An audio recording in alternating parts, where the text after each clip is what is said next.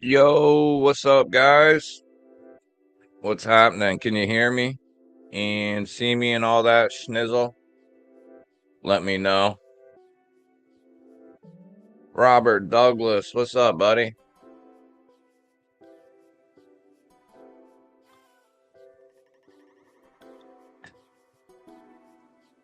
Gonzo, member of the G Ballers, what's up, buddy? Neil McKenzie, what's up, brother? Member of the G Ballers, what's up, man? I slept a little late. B&A, what's up, brother?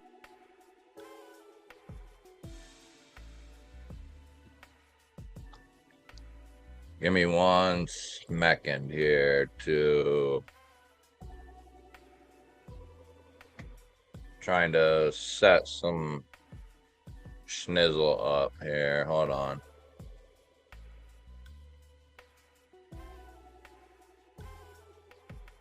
Boom, boom, boom, about dough. Dopey, what's up, bud? Now I see you saw that video. After I asked you that, I got off the live, I think, or shortly after, and I was thinking he must not have seen. You must not have known I did another one. I thought that'd be funny.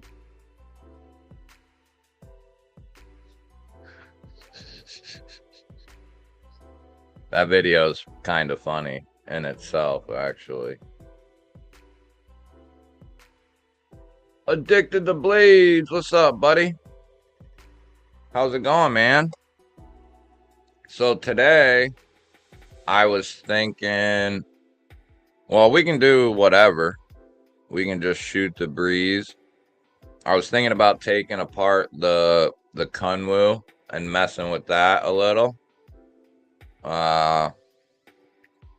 Whatever. We can do whatever. Chris Well, member of the G Ballers. What's up, buddy? Dude, I hear that all the time. I don't know if that's, at least I hear that with my stuff. People like get my shorts notifications, my video notifications, even live stream notifications. People don't get when they're supposed to. And then somebody was like, well, it could be if you post more than like 4 things or something like that, the notifications kind of come haphazardly. And it's very rare that I post, even with shorts and normal videos and all that, that I post more than 4 in a given day anyway. So I don't think that's it. I don't know what it is. I also heard somebody saying that YouTube has had quite a bit of issues with dealing with like notifications, live streams, and some other various issues that they're trying to solve right now. So I don't know. I'm sure they're having issues, but I don't know what extent those issues are.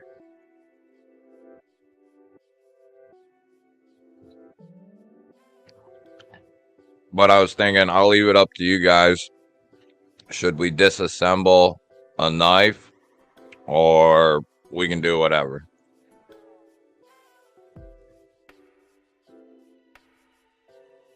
Chris, what's up, buddy? How's it going, man?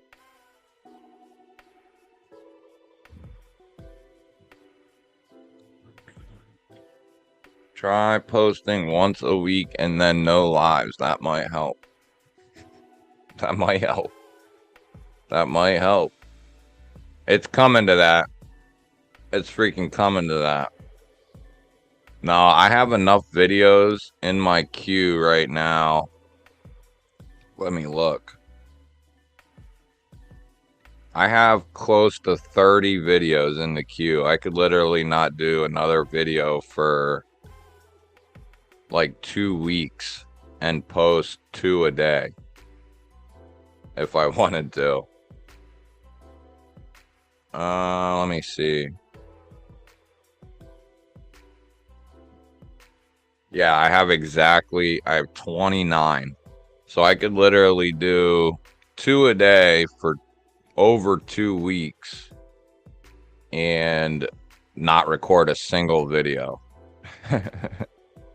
But that's the point at which you try to get, as you know, because like say you get sick or who the hell knows, you go on a vacation or something. Now those videos aren't completely all of them aren't completely ready, like thumbnail, title, information and all that stuff, but they're shot and done and ready for that stuff. Some of them are completely ready, but Gracian, what's up, dude? How's it going, brother? How's it going? But no, I've already cut back my posting anyway, Dopey. I used to post 2 a day religiously. I did that for almost 6 months. Posting like 2 a day, sometimes 3 a day. I really scaled that back. It's actually, it hasn't hindered my channel at all. If anything, putting out a little less content, I've still maintained the same amount of growth as I was when I was putting 2 or 3 out a day. So is it really necessary to post 2 a day? And then I found like a lot of guys couldn't watch them anyway, like when they were released. You know, they might not be able to watch it till the next day or whatever, because there's so many, you know, after a certain time, it's just live stream after live stream for a lot of people. So you don't really get to fit much videos in, and then other people are at work throughout the day. So I know it's tough to, I miss all kinds of videos. I usually catch 3 or 4 videos in the morning, which is JB, Big Red, Javon, and there's usually one other person that releases one early in the morning that I watch. But then after that, it's a toss-up if I can catch any like during the workday. I might be able to catch like 1 or 2, like a lefty video or a metal complex video or something. And then after work, I spend most of my time doing videos for the channel, so I miss a ton of stuff. I miss live streams all the time as well. Now, I noticed I missed Tri-States Tuesday live. Wednesday, I missed Matisfactions live. Thursday, I missed Grumpy's live. I was able to catch some of Kevin's, but I miss lives all the time now and don't even realize it. Sometimes I try to have them on in the background or whatever, you know, but sometimes I don't even get to do that. Do it, dude. You mean like just, what do you mean, long form stuff, or what are you thinking about doing, dude? You haven't put anything out for a while? Crest, that's up in the air, dude. So from what I gather, it's kind of complex in that sense. What's up, Drizzy? Member of the G Ballers. We'll be here, brother. So established channels, right? Like your bigger channels, from like 10 or 15,000 subs and up, You know, they're established in a sense. Them having a daily schedule helps. Like, it's because they already have a fan, you know, it's in place. Their fan base is in place. Like Metal Complex, for instance, he releases at the same, like, roughly the same 2 times every day. His audience knows that because he's been doing it for so long. Even if I had a scheduled release time, it would take a long time for everyone to even know that I'm doing that. Certain people might know, but it doesn't really help me in a sense. Smaller channels, there's no proof that, as far as like views and all that sort of thing, some content creator platforms, like people who teach you how to interpret analytics and how to do your videos and thumbnails and titles, people like that have channels who teach you about YouTube. Basically, I watch a lot of that stuff. They say set time videos can do really well for like established channels, but sporadic videos can also do very well because people don't know when you're going to be releasing them. So it's just cool for the viewer, like, oh, he posted one. It's kind of more of an attraction in a sense. So say Metal Complex didn't do that every day at 9:30 and 3:30 or whatever. If he just would sporadically drop one throughout each day or whatever, no given time, he would probably end up with more views because of the anticipation kind of a deal. But that wouldn't work for me because my channel's so small.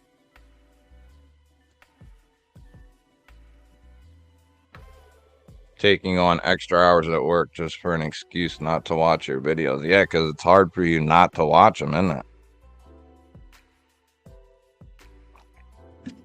You're always like the first one there, dude. I see it every day.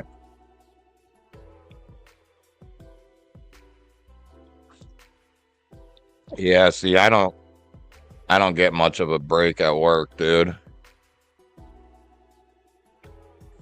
I might get like my boss might be like, take a break, and then I go on break and he's like, all right, let's go.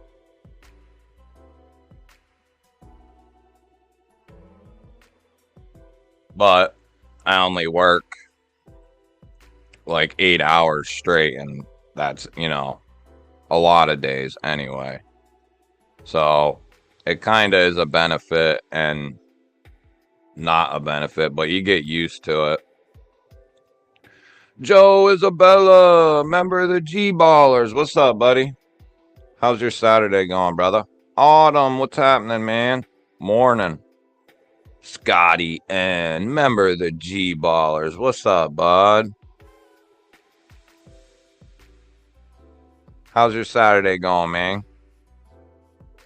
Need a media blitz, and what would that look like? What do you mean, Crest? What do you mean, brother? Sharp guy. Oh, we looking, brother. We looking. Isn't that funny? I do that all the time. I'll be watching. Typically, it depends on the day of the week, but when I get in the shower, we have the thing that you can put around your shower head, the big organizer thing, right? Well, at the top of it, there's this perfect spot that you can like put your phone, and it doesn't really get wet, or you don't gotta worry about it getting wet or anything. And I just sit my phone right in that thing, and I'll watch like a Knife Center video or Metal Complex or whatever. Usually when I get home, there's no live streams at that time, but Metal Complex usually drops a video around that time, and I'll usually watch that for some reason. Usually to hear who he's making fun of, or he's funny as shit though sometimes. I don't know what you mean about a media blitz though, Kresk. What do you mean? And what would that look like? Don Ray, what's up? How's your Saturday morning going? Marisol, what up, dude? Member of the G Ballers. What is a happening? Ooh. Max Ace Hellcat. Broke AZ Knives. What up? Yeah, Joe, I hear that, brother. Me and my woman was up till like 3:30, I think.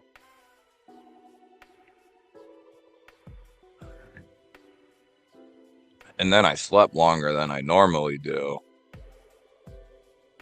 I know, brother. I know.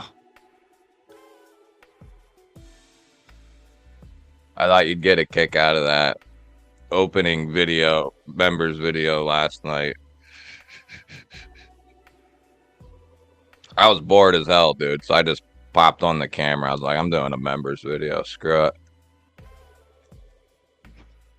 Basically, just me sitting there swearing the whole time, calling my knives a bunch of bitches and stuff. Bye-bye. What up?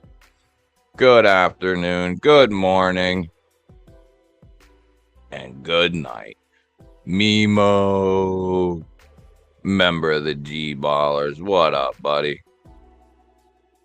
How's your Saturday morning going? About to go to bed soon. What do you work? Third shift?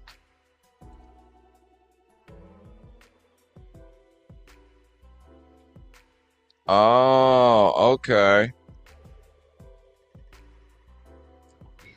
Media blitz to advertise your channel. Hey man, if you wanna media blitz my channel, I'm down. That's one thing I've noticed. I was talking with Chaz about it last night. Certain videos, YouTube, because I can tell by just the analytics and like how the videos are shown and all that sort of thing, and how quickly they are shown. When YouTube pushes my content, it'll do decent. It'll get 7, 8, 900, 1,000 views or whatever. But then when they don't push it, it ends up with like 150 views, maybe 200 views. And that's like, now that average has went up. Like my average was like 50 to 75 or something like that. Then it went up to like 75 to 100. Then it went from like 100 to 150. Now it's like 150 in that area. So it's almost like they slowly start pushing, you know, your content. I don't know. I don't get it. Really. It's kind of, it's a pain in the ass to try to understand. Ooh. Those are both really good. I wish that they would make a premium 322. I was just talking about it. Oh, I did. Kurt Eisen wanted me to do a video on my favorite D2 knives, which I shot yesterday. I think that one I have scheduled actually to come. It might be today. It's either today or tomorrow I have that video scheduled. I wish that they would do some of the knives they already have and put them into premium ones, like the 322. Even the Kubi Royal would be sweet as a, you know, it'd be like a little titanium front flipper liner lock. What's up, Randy? How's your Saturday going, brother? I'm glad you found it funny, dude. I watched it after I don't typically watch the members videos But I watched that one, and I was like, what the hell was I doing?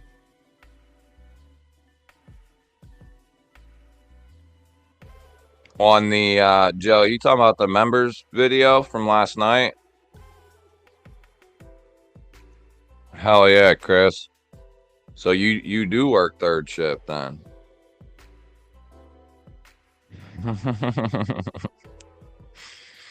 Dude, I don't even know what I was doing though. My woman and my kids were they were at her parents' house yesterday.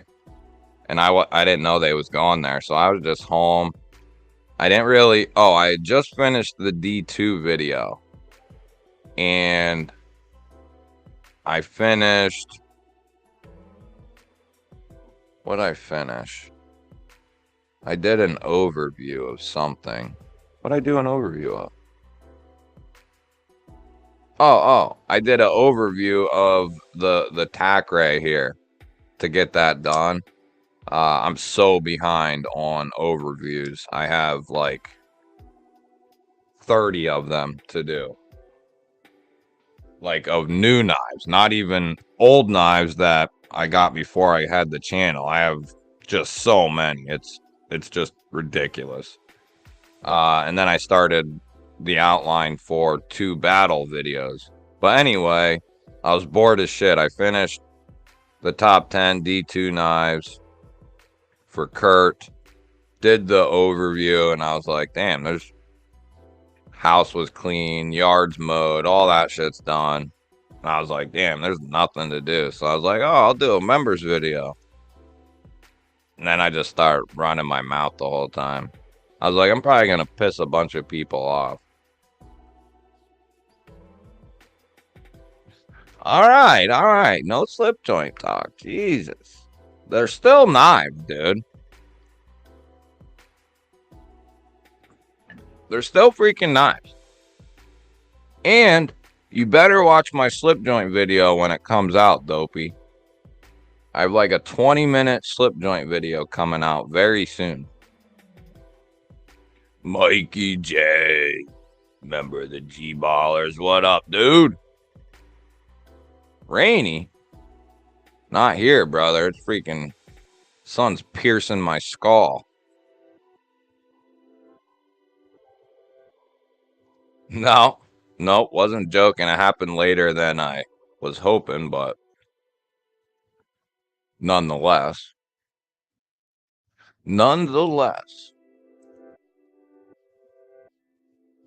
Oh, yeah, that's a good idea, sharp guy.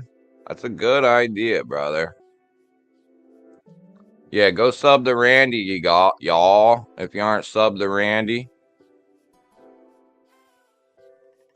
Agreed, brother. Go sub to Addicted to Blades. Yeah. Nah, you'll get there, Randy.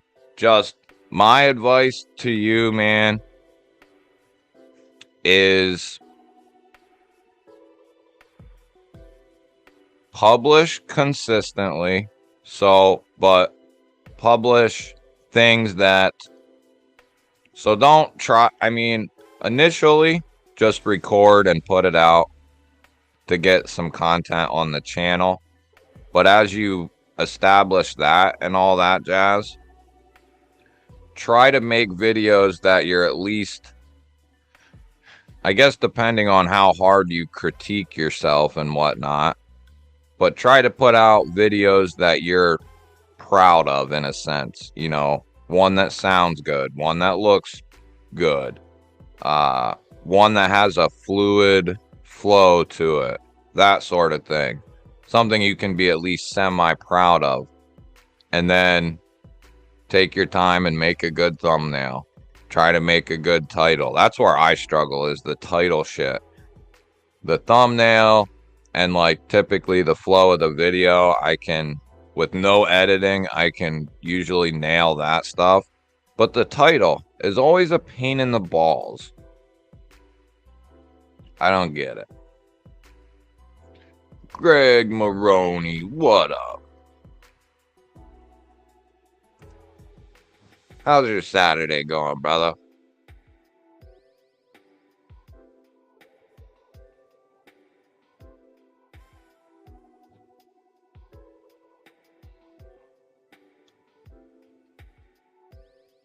Yeah, trust me, dude. I'm not much farther along than that.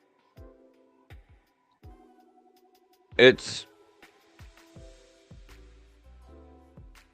it's tough, and especially in like YouTube world.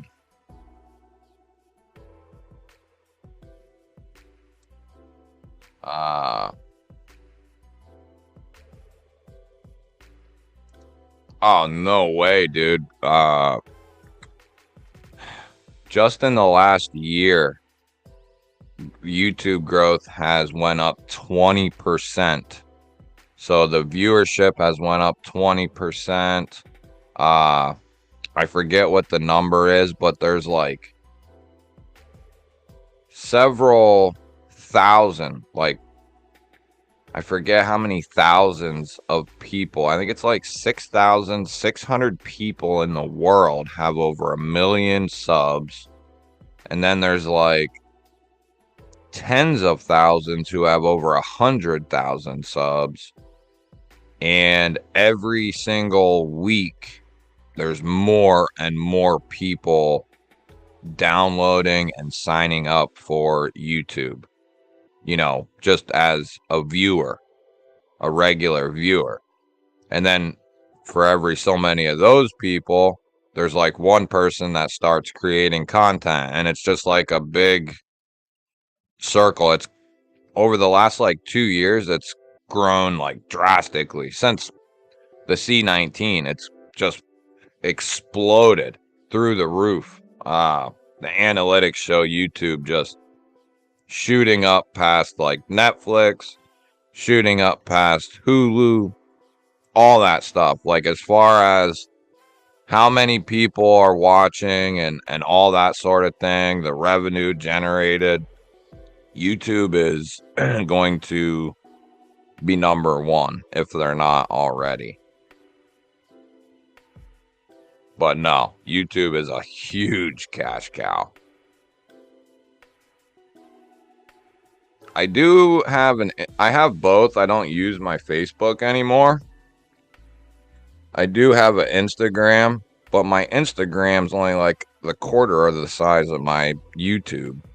So I still do promote some stuff on there because there are people over there who either A, don't know I have a channel, or B, they might not be on YouTube yet or much. So I do try to use Instagram as a road to my channel, but I don't use it much. I don't post much on Instagram. It's hard, dude.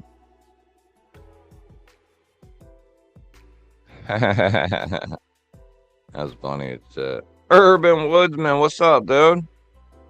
EP, member of the G Ballers. What is going on? Descentient. What's up, brother? I wondered where you was. What's a happening? You'll have to wait for that video, Randy. You'll have to wait for that video. I like slip joints. I like them. No more slip joint talk, though, or we'll lose freaking 20 people in the chat. Michael Upchurch. What's up, brother? How's your Saturday going, man? Gerber US1 is a great slip joint. I don't have that one. You know what? Never mind. We'll talk about slip joints later. Larry, what's up, man? Just found the GSpot. Hell yeah. How's your Saturday going, brother?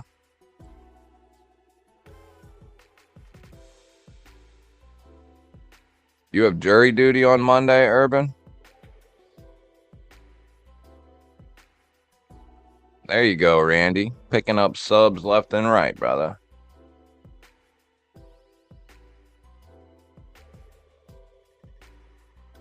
Thanks, Larry. I appreciate that, brother. I try. It's been a good 6-7 months, though. It's been a good 6 or 7 months. Thanks, brother. That's crazy to think about.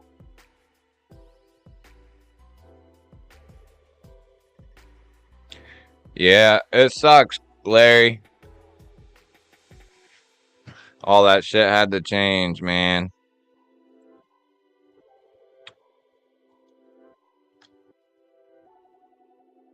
Yeah, so Randy, it's some weird shit, man. What's up, Paper Tiger? How's it going, brother?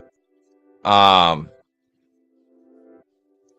I see people who have like six, 8, 10,000 subs who don't do thumbnails. It's just a picture of in the video. There's nothing in it, and they'll get good views off of it, 1,000 views. And if you can average 1,000 views per video or around that area, that's pretty damn good for, you know, a certain level. That's really good. And they don't do thumbnails. They might, they'll do the title, and the flow of the video is good, but you know, according to analytics, you have to nail all three in order for YouTube to want to push your stuff. And obviously, sometimes that's not the case. I had videos early on that hit like 1,000, 700, 800 views, like early on, where I didn't do thumbnails. The title was just, SE4 outside or whatever the hell, just dumb shit. And it got like 800 views. Now I'm doing the thumbnail, trying to take a good picture, trying to come up with a good title, filling out the description box, doing cards, end cards, keywords, all that bullshit, having a good flow to the video. And it's like YouTube would rather me talk at half speed, not do a thumbnail, and come up with a shitty title. Shit's retarded. I don't get it now.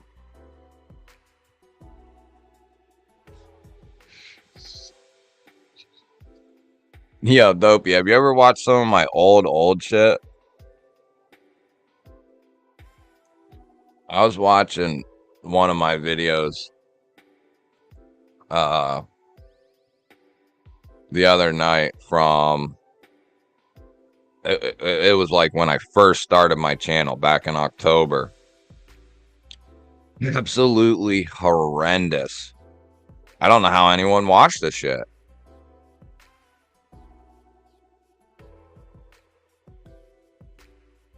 See, I don't know anything about Rumble. Yeah, exactly, Marisol. That's I heard some people say. So I watch a lot of like creators who teach YouTube, the platform, basically how to do the videos, titles, thumbnails, teach about analytics, teach about what not to do, what to do, all that sort of shit. I watch a lot of that stuff. And YouTube before Sunday Ticket was already competing with the biggest of the big. And somebody said if they were to sign the NFL for their YouTube TV or whatever, that it would basically be all but over, and YouTube would be, no question, number one. And then they signed the NFL ticket, and apparently, I haven't seen like the latest, but YouTube is just skyrocketing. It's ridiculous how many people are actually, even like people who are like in their 50s and 60s, are more honed in on YouTube now than they are watching TV. Just a lot of people are converting over to watching YouTube, whether it's like up and down video, like shorts, whether it's like short, long form content, like, 4 to 7 minute videos, whether it's long form content, like 10 to 15, 10 to 20 minute videos, or whether it's podcast style videos that are like an hour, 2 hours long, live streams. Then you have like music and TV and just all kinds of stuff that, there's all kinds of stuff going on YouTube. It's nuts. Yeah, Gonzo's gonna start doing videos again. Slip joints are for grandpas and pussies. No, you guys will have to watch that slip joint video though.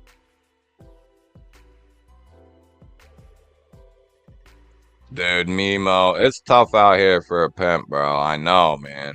It is tough out here, bro. That's what I was saying. You can literally put your heart and soul into a short and you'll get like 50 views.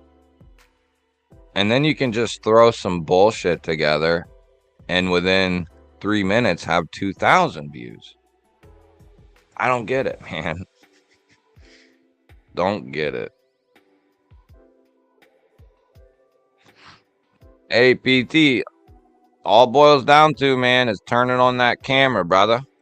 You know what I mean? Sharif, what's up, buddy? Good to see you, man. How's it going, dude? Got a couple of your bangers out here, man. Actually, I got several of them out here. Got the Veloce and S90V with a stout little detent, tiger stripe. Got the original Ruckus with the copper and G10. Then I got the new boy, the new Ruckus, 20 CV. Took it apart last night, did a disassembly video of it. I didn't get a chance to talk to you, Sharif, but you like backspacers, don't you? I love backspacers. Makes the knife so much more comfortable. I always say I'll take the extra little bit of weight for the comfort. No question. There you go, dude. Sharif, if you want to, I don't know what you're doing. If you want to pop on, though, brother, I'll send you a link if you want. Yeah, good to see you, though, brother. Either way, let me know. Damn, that's messed up, bro. Yeah, really good, man. Really good. It was Maddie and Stevie's live. I watched some of it. I turned it on and I see Sharif in a freaking like full face mask. I'm like, this dude looks like he just got done robbing a 7-Eleven. Gator Aaron, what's up, buddy? How's your Saturday going? There you go, Gons. That's what it's all about, man. Just hit the record button. What's up, buddy? Dopey does shorts?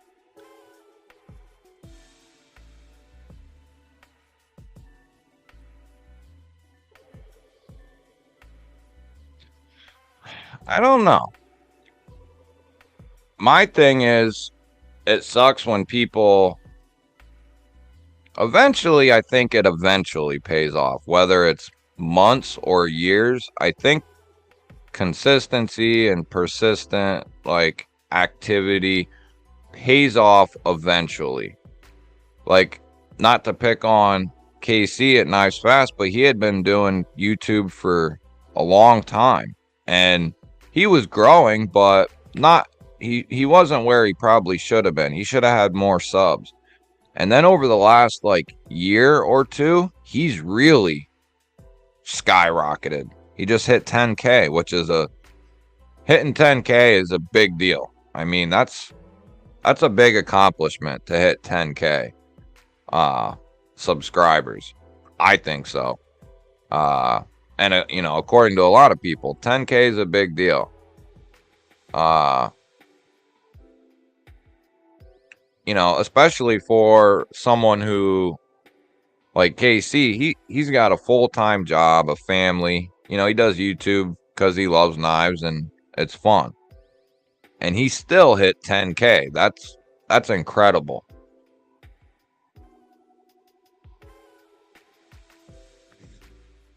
So I'm happy for KC. That's awesome, though. You hit 10K. Nice, Robert. Nice, bro. Oh, I see what you meant. You like when other dudes are in your shorts, don't you? Roman. What up, dude? How's your Saturday going, brother? Williamson Chibs, liner lock, 14C28N, G10, case sodbuster, green synthetic. Nice. Let me get that. What's up, buddy? Oh, dude, backspacers are... So, I love a good backspacer. And then, like, that's not really a pet peeve of mine, per se. Because some knives I like the lightweightness of, you know, an open construction design. But, like, the Veloce has a full-length backspacer. And it makes this thing just so comfortable in hand. Just ridiculously comfortable. Open construction knives can be really comfortable depending on the liners and scales and how they finish them and stuff. Like the Kunwu S-Tau, the way they have the edges rounded and chamfered and just how it's designed, that's ultra comfortable even though it's open construction. But it's not quite as comfortable. Like, if you're really squeezing the piss out of this thing, it's not quite as, you know, it's not as comfortable with a knife that has like a half, 2/3, or full length backspacer. Like the Ruckus is like 2/3. You know, it's almost a full, but it's just buttery comfortable. Absolutely love the new Ruckus. I hope they do a Momentum. Same deal. Titanium liner lock. Do like M390 or S90. 20 CV even. Well, 20 CV or S90. See, that's what I like about Kubi. They're not afraid to mess with other steels or any of that stuff. Because Kubi they got D2, AUS-10, 14C, S30, S35, S90, 20 CV, M390. They just use a bunch of stuff. I love Kubi. They do a great job.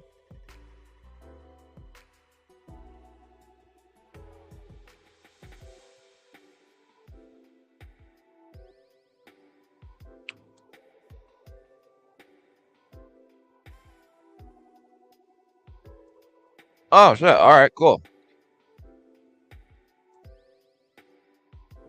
We'll bring Sharizzy on. I'll send it through over on Instagram, brother.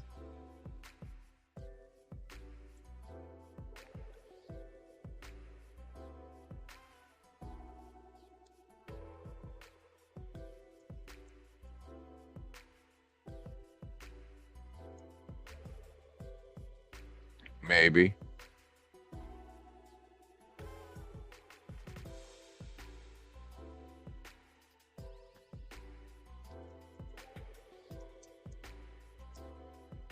There it is.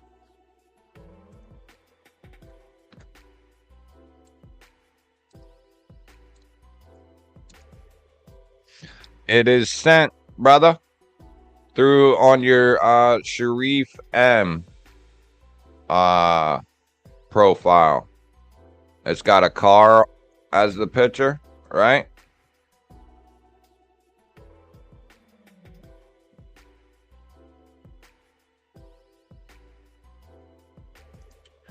Yeah, Gator. That's another thing. Like,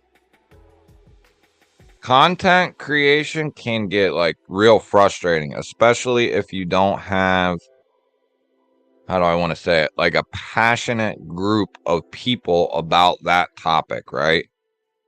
If you don't have, so the niche that you say somebody likes, let's just use building furniture as an example, right? Somebody who loves to build furniture and they love teaching it and all that sort of thing, right? And then they start a YouTube channel about it.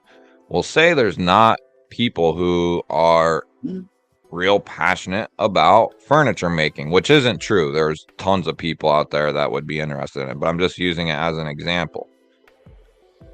It would be very hard for that channel to expand much without a passionate fan base about that topic.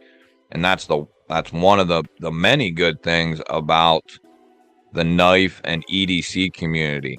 It is full and overfilling. It's getting ridiculously crazy over the last couple years how much growth I've seen as far as the EDC world is continued. What's up, brother? Yo, what's going on, man? Good morning. Hey, not much, dude. Just chilling and shooting the breeze, man. How you doing? Good, good. You're speaking my language, the struggles of content creation. Yeah, dude. There we go. That one's not bad. I like that one, I guess. Yeah. We'll use that one. Yeah, it's a struggle, man. It really can be. I probably watch more content on YouTube, like creation, channels who focus on teaching about YouTube and all that sort of thing. I watch a ton of it, like stuff to do, stuff not to do, all that sort of thing. Oh yeah. And it is so, like, there is a lot. It's like really complex stuff, man. Dude, it's so funny too, because I not to like backtrack what you were saying, but you were talking about how like, oh, the algorithm wants you to nail the title, the thumbnail, the content, right? And when in reality, like it does, like you said, it doesn't matter. You could have, a crap title, you could have a crap thumbnail, and if the algorithm likes you, it just likes you, Yep. Like Yep. it's the weirdest thing. And I mean, my buddy and I have got a Formula One channel, and in like 6 months, we're nobodies in the world. We're Americans. It's a European sport, whatever, right? We jumped Right. up to like almost 1,000 subscribers. We hit like 880, and then we stalled for the last like 6 months. It's Yeah. It doesn't make any sense. It doesn't make any sense. Whereas like the knife stuff, continuous growth, Yeah. Yeah, and even if it's like slow growth, like some growth is better than no growth, Right? obviously. Like even if you can acquire a few subs in that week, say, that's still, you're still growing. That's what I try to pay attention to. I'm too much into the analytics and all that sort of thing. Like I used to be hyper focused on it. Like I was checking it like once an hour, which you shouldn't be doing that shit. It'll drive you insane. Now I It'll try get to just, unhealthy quick, yeah. yeah, dude. I have a pretty like obsessive character, you know what I mean? I get addicted to things I really like. Yeah. And I was so I would work 8 to 10 hours in the day, and then I would like when I first started, I would spend 6-8 hours on YouTube shit, man. Like maybe Dude. not straight, but I would stay up till like 3 in the morning. Like if you watch some of my old shit, I have videos that it's like dark and you can barely see what I'm doing. That's like 3 in the morning. Yup. I got to get up in 3 hours to go to work, dude. And like, it got ridiculous. It like controlled me, man. It I'm was, still on that occasional 3 a.m. grind. I'm not gonna lie, man. Like, well, the way I look at it is if you, there's nothing wrong with like dedicating to doing that. You know what I mean? Just don't let it be, consume you, where it controls everything. Your life revolves around it in a sense. And it wants to, like, I mean, like the demand of it, like it pulls you into that space, especially if really you does. want like a certain upload frequency, you want to do lives, you want to you want to cover all your bases. It's like it can consume you real quick. Yeah, it really can. So I had like a goal that I wanted to have like 10 videos in my YouTube queue saved up at one point, Yeah. and I finally got there and I was like, man, it wouldn't hurt to have 20, Right. and Right. I got there. And so that's a shit ton of recording. Also, if you're doing 1 or 2 posts a day, so you're at least recording 3 or 4 videos every day, or you're recording a ton in one day, which I don't Yep. typically do. Like 3 or 4 is the most, and that's a lot because it's not like you just hit record and you can just do the video.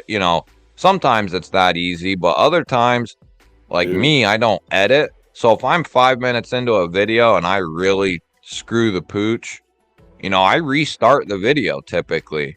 Dude, I edit and I still will do exactly that too. Like, if you just get to a point, it doesn't have the flow. It doesn't have, like you're not, if you're making like an argument for something, and you screw up the argument, right? Like, it's just Yeah. like, dude, fuck it.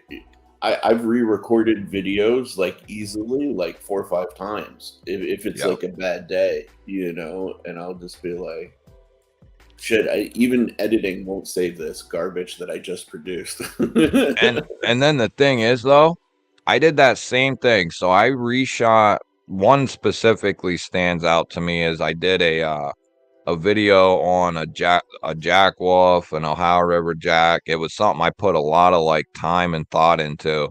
Yeah. I shot, and it was like a 25-minute video trying to keep it short, Mm-hmm. and I shot that thing like 4 freaking times, man. Now the video did okay, you know Yeah. what I mean? But I think we like psych ourselves out, where most people just would kind of laugh, or, you bump the camera and it's shaking back and forth, or it's like sometimes I'll restart because of that. Like say my Yeah. arm hits the stand or whatever and the camera bounces around.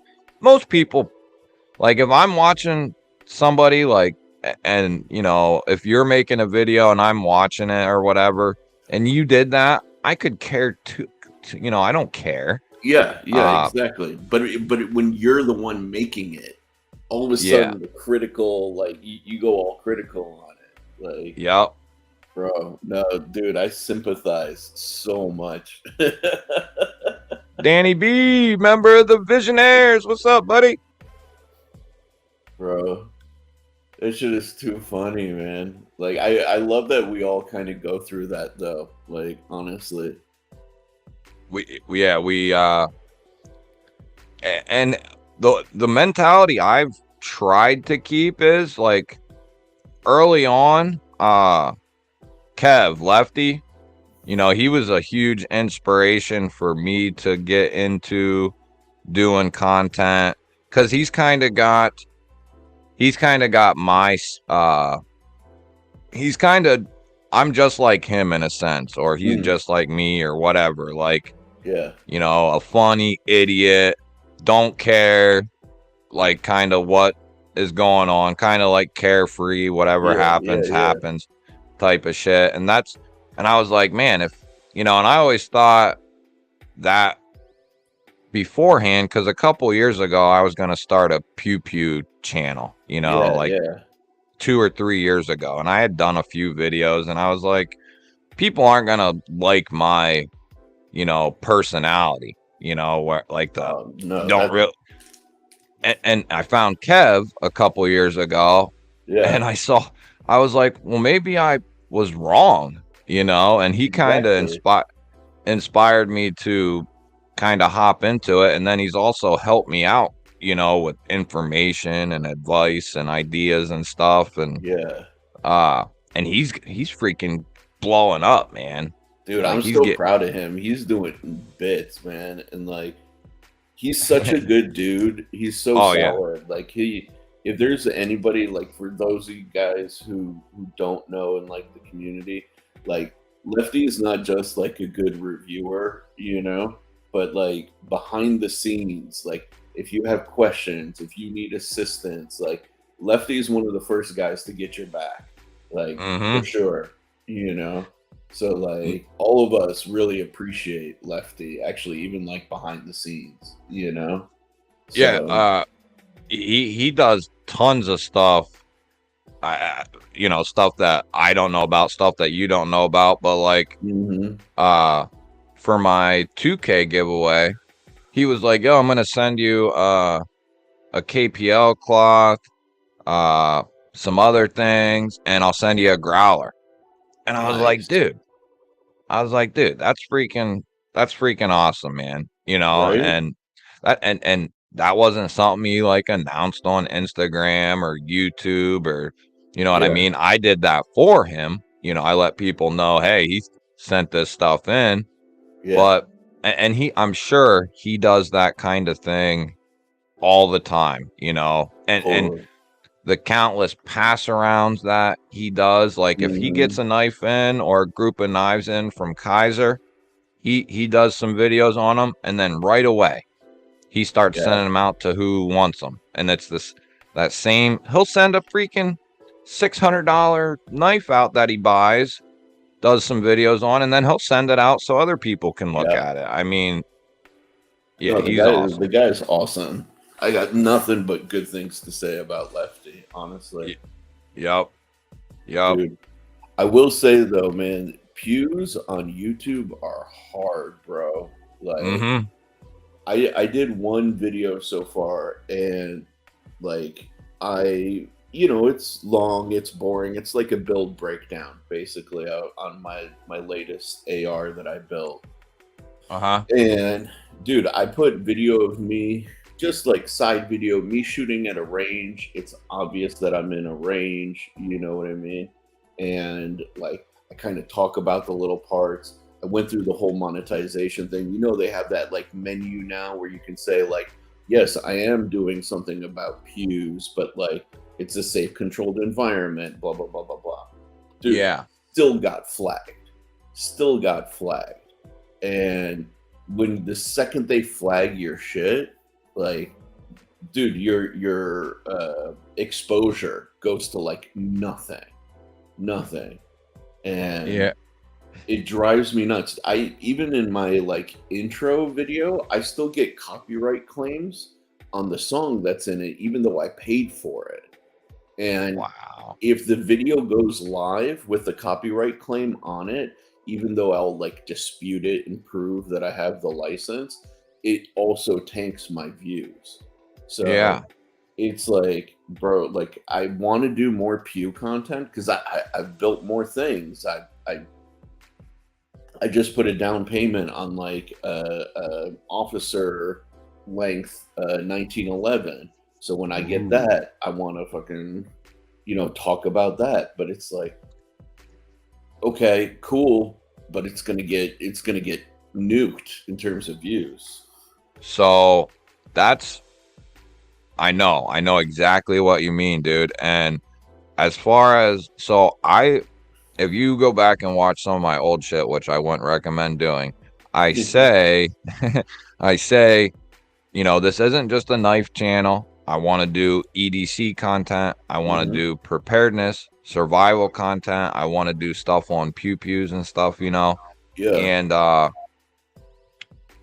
fast forward a couple months, my viewership and all that stuff was like wavy. Like when Yeah. I would throw in a preparedness video or something of that nature that's straight away from knives. Because like my first, I don't know, 10 videos were all knives. And Yeah. they did, for being brand spanking new, they did very well, considerably.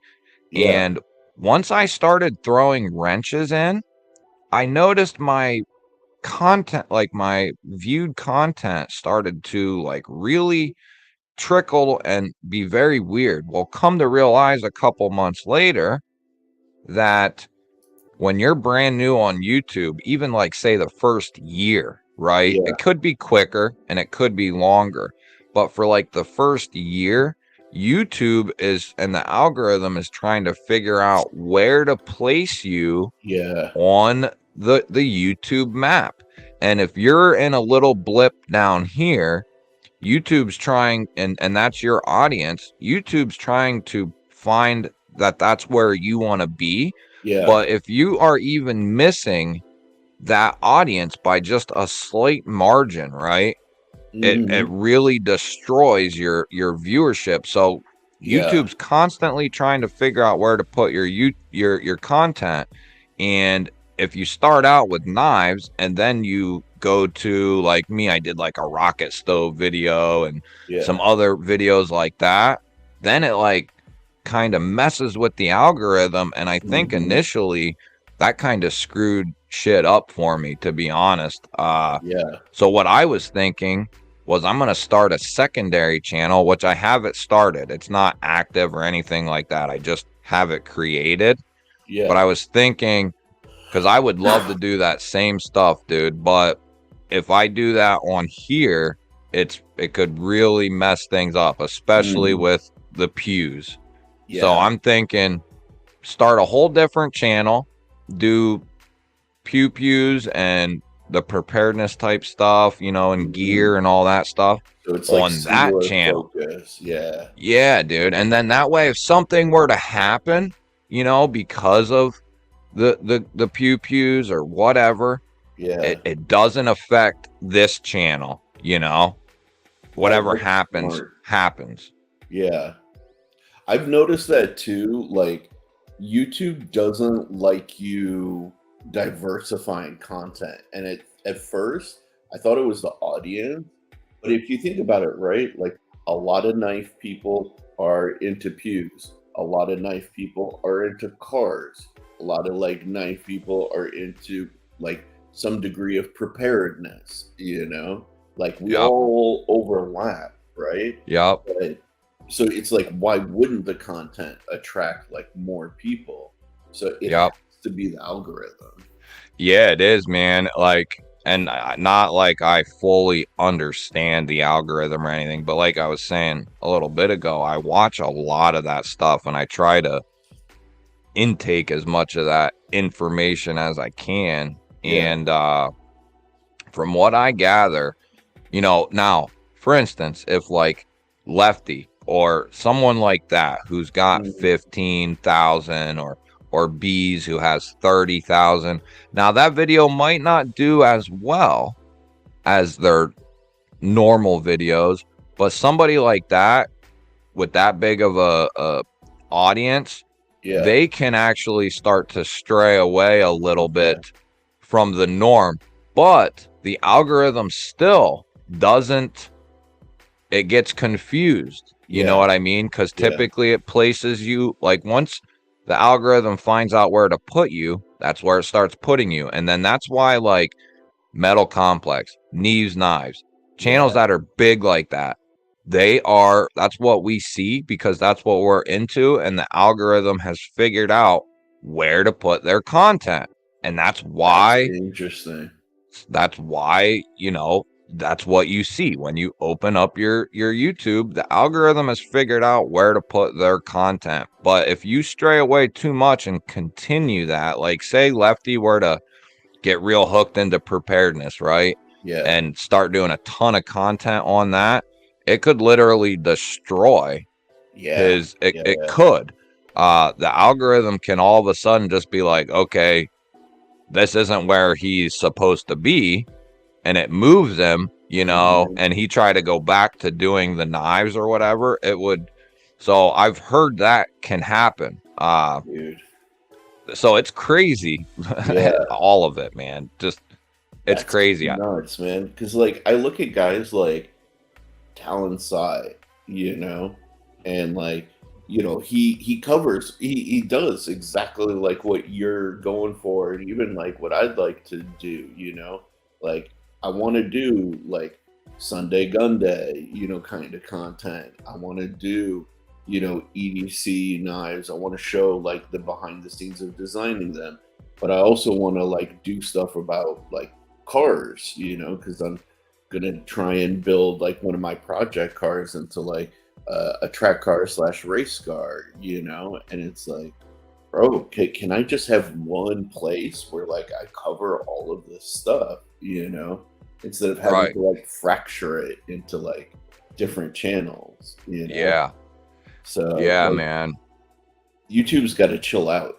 Long story short. Yeah. Yeah, man. Gator Honestly. Aaron, new member. New member of the G Ballers. Hell yeah, brother. Thank you, man. Cliffy G's in the house. I'll try to catch up a little bit on the Yeah, chat. yeah. Everybody hitting them with the G balls. So yeah, man. That's one thing. That's one of the things that. So one of my other huge inspirations was, I don't know, you probably know him, but Such, the Such channel. Oh yeah, yeah. He Now he has two channels though. He has his preparedness channel, and then he's got his Pew channel, but he also kind of crosses with both. So Yeah. he can kind of do, but he was a huge inspiration because I've been watching him for years. Yeah.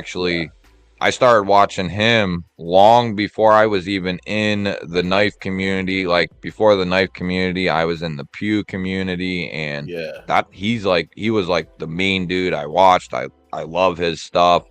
Uh he was another inspiration for my initial startup. Like, okay, so you can do pews, you can do not, because he does knives, he does gear, he does Yeah. pews, he does all kinds of stuff, and his results are just astronomical. He does a Right? phenomenal job, and y- the algorithm and YouTube favor, like you initially said, it Mhm. favors some people's stuff, and he's almost, because he's been around for so long, like 10 years, maybe even more now at this point. But he's Mhm. kind of been like grandfathered in where YouTube Right. YouTube will place him in a couple different, so not, Exactly. yeah. So, and that's the thing is, usually it places you in one spot. The Mhm. algorithm will place you in one spot, but people like him and people that big channels, it'll place them in a couple different spots, and I guess they call them feelers or something. The algorithm Yeah. calls it feelers, and if it starts getting playback from the different spots, it just keeps expanding you Yeah. know and Yeah. that's why, like, you might see a Mr. Beast video on your homepage, Right. because it's putting out feelers, because knife guys will watch some of that shit sometimes, Oh or yeah, totally. so big channels like that have a lot more pull than someone like you or I, where if Yeah. we tried to do that, we would just tank. And Yeah. it sucks because, like you said, you like other shit than just knives. You collect other shit than just that. You're Yeah. into other stuff. It sucks, is And what it that's is. why like I named my channel The Real Sharif N, because it's meant to be about like me and like the shit I like. If I wanted it to be just about knife shit, it would have been the Manganus Steel channel. You know what I mean? Right. So it's like, I don't know. Maybe it's just gotta. you got to like slog through it and try to get to those multiple points and just keep putting out content to try and get some traction, you know? Yeah. But it's definitely scary when you go from like seeing you got, let's say, 400, 800,000 views on a video to your next video that you put time and effort into, right? Getting like 130 views, you know? It's Yeah. like, okay, is this really worth it for me to go through all of this headache just to get like smacked down by the algorithm? You know? Yeah. Yeah. And that's the other thing is it's I get the whole argument, well, just put out the content you like, do the videos on the stuff that you like. And that's a good thought, Yeah, but you also, in the same sense or in the same breath, you want to do stuff you like, but you also want to put out something that people want to watch, you right. know? And if they're Exactly. not watching it, there's no, you know, other than just for fun, but you're wasting your time, you know, you're almost wasting your time in a Yeah. sense. Yeah, yeah. Dude, like I can show my analytics, like my couple of videos before the my Pew one were like 750 views, 600 views, 893. Then my AR-15 build, 191 views, you know? And that's been Yeah. up since April, about a month now. And I'm still only at 191 views. So it's like, Yeah, like it ghosts that video pretty yeah, much. yeah, Yep. 100%. 100%. And I've heard, I've only done it with like one or two videos, but Mhm. I've heard to maintain your channel in a sense that, like, if you have a video that's dead and it's off topic on your channel or whatever, like say it's a dead video, it's not, you know, maybe you disagree with what you said now or Yeah, whatever. They say to get rid of it, delete it off your channel, you interesting. know, and it might hinder a little bit of view count or this or that, but ultimately it will help your channel type of a deal. Now, I've only done that with like one or two videos Yeah, because it's hard for me to hit that delete button, you right? know, if especially if you still agree with it and you like the item you did the content on or whatever. Yeah. Uh but dude, it's frustrating. I'll tell you the other thing that gets me too is like consistently, and this is true even for that channel I mentioned that I do with my buddy on Formula One stuff, right? YouTube loves to pump up anything controversial. You say Hmm. something that like I don't know how they know it, but it's like they know this is gonna piss people off. They amp the hell out of that video, you know? Yeah.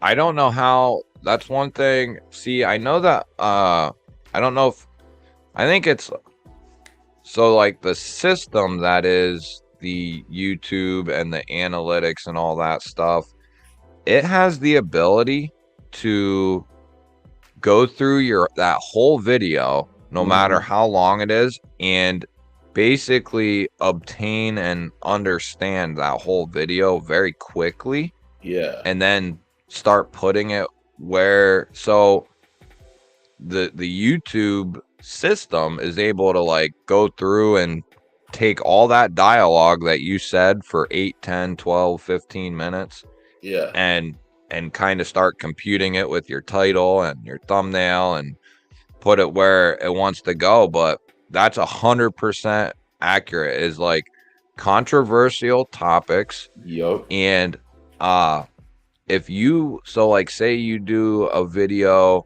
where, like, just for instance, if I were to do a video and talk about how this Kubi Ruckus is an American made knife and like just a bunch of wrong shit, You know Yeah. what I mean? Stuff that's not true, like just completely off the wall wrong. YouTube will actually promote that because it's Yes. like it's wrong, and I don't get it. So Yeah. I've heard of people blowing up on their channels from deliberately speaking wrong, saying things wrong, talking about. Really?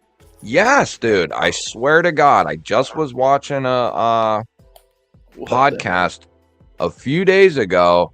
This girl, she's got over 100,000 subs now, and like her channel went like dead almost, and she started to like revamp it, and she noticed in one of her videos, a short or a long video, one of the two, where Yeah. she misspoke and said some wrong things, it like just blew up. So she did it again, and it blew up, and then so she just kept doing it, and Really?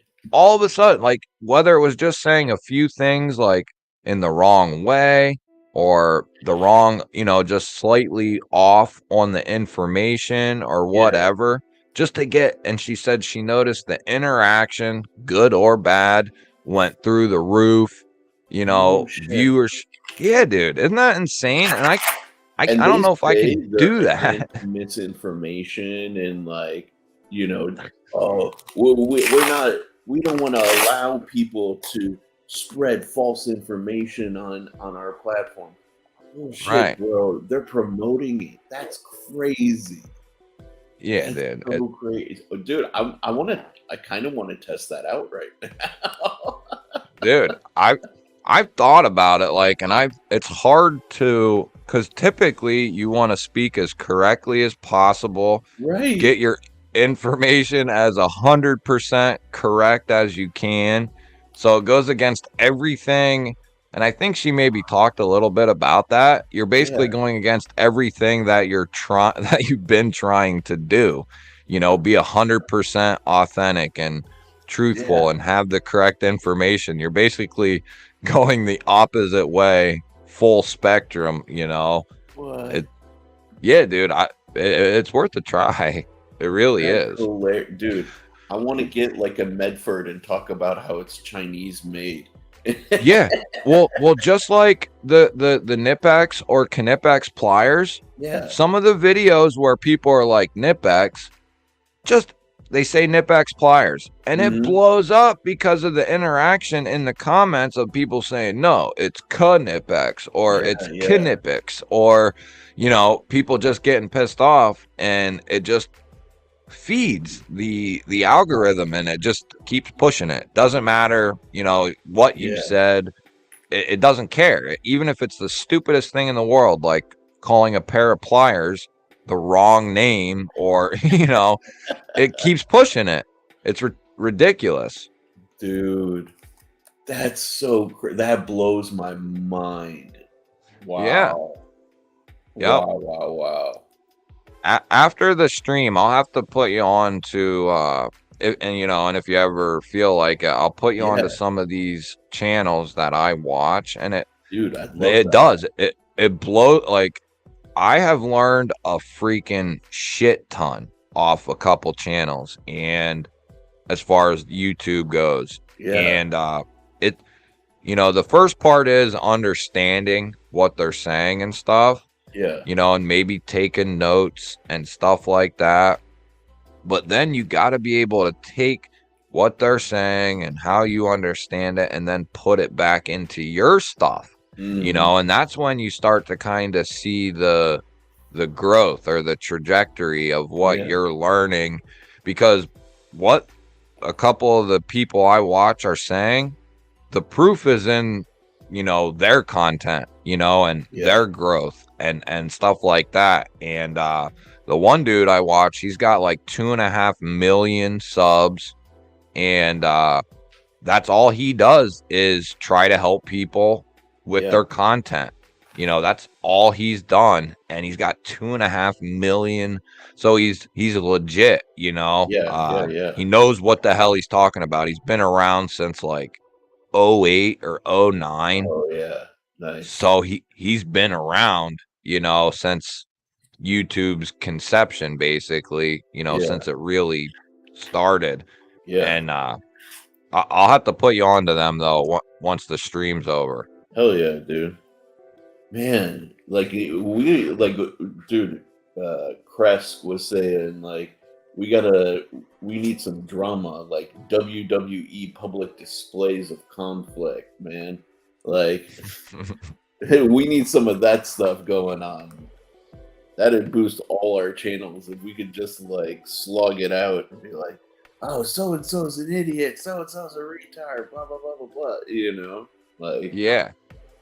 dude, still one of my best performing videos. Actually, my two best performing videos, right? One was the Jared Neves versus Leon Ma controversy video. And then I have a short that went like super viral talking about how Benchmates are overpriced, Yep. right? Yep. And Those did very well.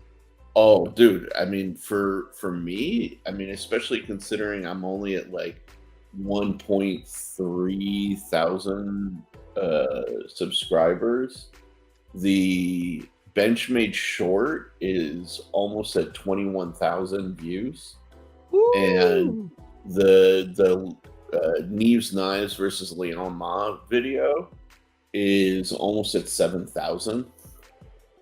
So it's like, dude, and my next video that like the number drops like a huge amount, for my next most popular video, but every single video that has done well has been controversial. Right. Like one of my old videos, I said the Paramilitary 2 wasn't like the best thing since sliced bread. That's still one of my better performing videos too. Is that long form or is that short? Long form. It's like a 10-minute video, and I've got 3,500 views on it. Damn, dude. See, you got. I don't even have a video. I don't even think I have a video that's broken 2,000 yet, dude. Like that video is old though. That video is almost a year old. Oh, so what was that before you really started? Mm-hmm. Oh, okay. Yeah, see, dude. My biggest video is one of the first videos I ever did. It's horrible. It's when I talk about how I got into knives and the knives that kind of took me down the road. Oh, hell It's yeah. got 1.4 thousand views. And then I have a Leon Ma video that's at 1.4. The Mad Tanto's at 1.2. For some reason, this Spyderco with K390 just blew up over the last few days. It went from like 120 views to now it's almost at 1,000. There you go. Nice. It's weird. That one's weird, dude. I put it out, and then like a week and a half later, it just starts getting all these views out of nowhere. So explain that one. That's weird to me too. That's the part that I don't get, right? It's like all of a sudden videos, they'll be dead in the water, and then some reason all of a sudden people start searching for it, or like the algorithm just picks it up, and it takes off, So right. I will say though, the reason why I got the views on the Neves Knives versus like Leon Moss situation was I saw Jared's video, and I put out my video like same day, like few hours later, because I was like, I've been around long enough to know Leon Moss, see all of his like shenanigans, and I saw Jared come up, and I used to watch him like religiously, so right. Yeah. So yeah, that whole ordeal, that left a huge bad taste in a lot of people's mouths. Oh yeah. I can't say I've never, but for a professional in any field, or someone striving to become a professional in a field. Mhm. To act that way, even if he truly felt like he had done nothing wrong and, all that sort of Yeah. thing, you still just take it on the chin, Right. do what needs done as Yep. far as, you come out and say, if you need your, sorry that this has happened or whatever, and whatever needs fixed, I'll take care of it if I can. You let me know what you want to do, Yeah. but he just gave excuse after excuse, Yep. blame over here, blame over there, took no, Accountability. no, yeah, no Yeah. accountability for anything. It kind of reminds me of like I can only speak on it because I grew up with one, but like a teenage girl. Yeah. My sister growing up would like nothing was ever her fault. Yep. Like she's still like that, and she's been in a lot of trouble because of that, not Uh-huh. accepting responsibility and accountability. But that's what it kind of reminded me of. Like you're acting like a teenage girl, dude. Exactly. And you're a professional knife maker designer. What do you Dude, do? Yeah, I can go like even harder, than what I even said in the video because I tried to, stay a little bit professional in the video. But like, dude, when you said teenage girl, that's exactly what I was thinking. Like that was some like feminine, zero accountability bitch shit that he pulled, yeah, And like, bro, like you're a man first of all. Like if you're a leader, you take it on the chin and you put your nose to the fucking grindstone. You say, "Yo, I fucked up. I'm gonna make this right." yeah, And like, bro, he's done antagonistic, passive aggressive stuff like his entire career. Like he has some beef with Bob Trezzola, so he made a knife and called it the fuck Bob Trezzola. Like, who has beef with Bob Trezzola?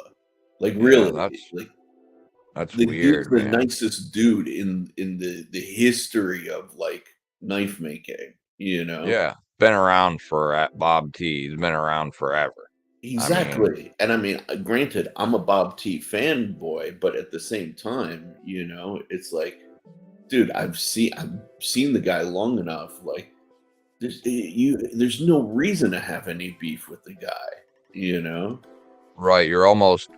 It's almost like he's in a sense like jealous or something. I'm sure. I'm sure. And the reality is like it's not the only time where he's been like antagonistic to other people or like screwed other people out of like business deals and stuff like that. So it's like, bro, either you need to suck it up and get good or like you need to get out of the industry, you know? So Right, right. there's I don't. I think it was in my. So I did a. Oh, that's what it was. I did like a most controversial knife of the year or something video, mm, and it was on that Field Duty 3.5.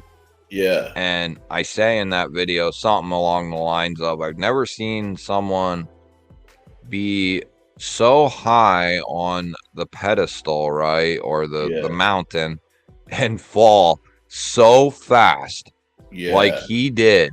He went from like, before those released, or let's say before that pre-order happened, he was like a coveted, like have to get these knives type of yeah, deal. yeah, And now I think there's still going to be people who seek his stuff out, yeah, but I think a huge majority don't care. yeah. They don't want nothing to do with him after, because he started putting. So I started saying some things about him, and I was saying like he just seemed. This was before the pre-orders got delivered. I was saying he seems snaky, and I Uh-huh. don't know him, and something was just off about him, and And a couple people were like, no, I've met him. He's cool and da da da da da. And I'm like, oh, all right. Well, maybe I'm just getting the wrong feeling from him. Yeah. He's not an American dude, and he doesn't have like the way I look at things is like John from EMP EDC. Uh-huh. He's a very transparent dude. He lets you know, like, on a week-to-week basis what's going on with the pre-orders and what's going Right. on with this and that. And that's something that's ingrained in my head that I really like. He keeps you updated. He keeps you posted. Well, only one time in over a year did Liang Ma say anything about the pre-order, dude. And it Exactly. was like some bullshit. And a couple times he told Stevie, yeah, they're coming soon, and like 9 months later they finally came, Yeah. type of a deal. And after all the issues, Stevie got a hold of him, and once I saw the way Liang Ma responded to him, I knew that my intuition about him or whatever was right. I was like, see, dude, he 100%. is a freaking snake, man. Like, Yeah. look at the way he said the micarta is supposed to look like that. Dude, I Right? have $20 bullshit knives that the micarta looks better than that. Yup. It's not supposed to look like that, Liang Ma. That type of a deal. And just unacceptable all the way around, for sure. Dude, when your gut tells you somebody's a snake, it's usually right. Like you're getting that vibe for a reason, for sure. Yeah. Yeah. You And, know? and the thing is, some people were like, yeah, he's doing some, questionable things. But then I had some other people saying, no, just, relax. He's cool. I've met him before. He's cool. And I'm like, oh, all right. Well, But here's the thing, meeting the guy and talking with the guy is different than doing business with that person. right. That's a massive, massive difference in my book, right? Because like Yeah. you can be charming as hell and leave a great impression on somebody, but it doesn't make you a good business person. It doesn't make Right. you somebody who like can manage expectations. Hell, at this point, I won't even call him a good designer because the things that he was supposed to take responsibility for at every step of the process, in terms of like, okay, I designed this thing. Let me get prototypes. Let me make sure that the detent is good. Go back and forth with the factory.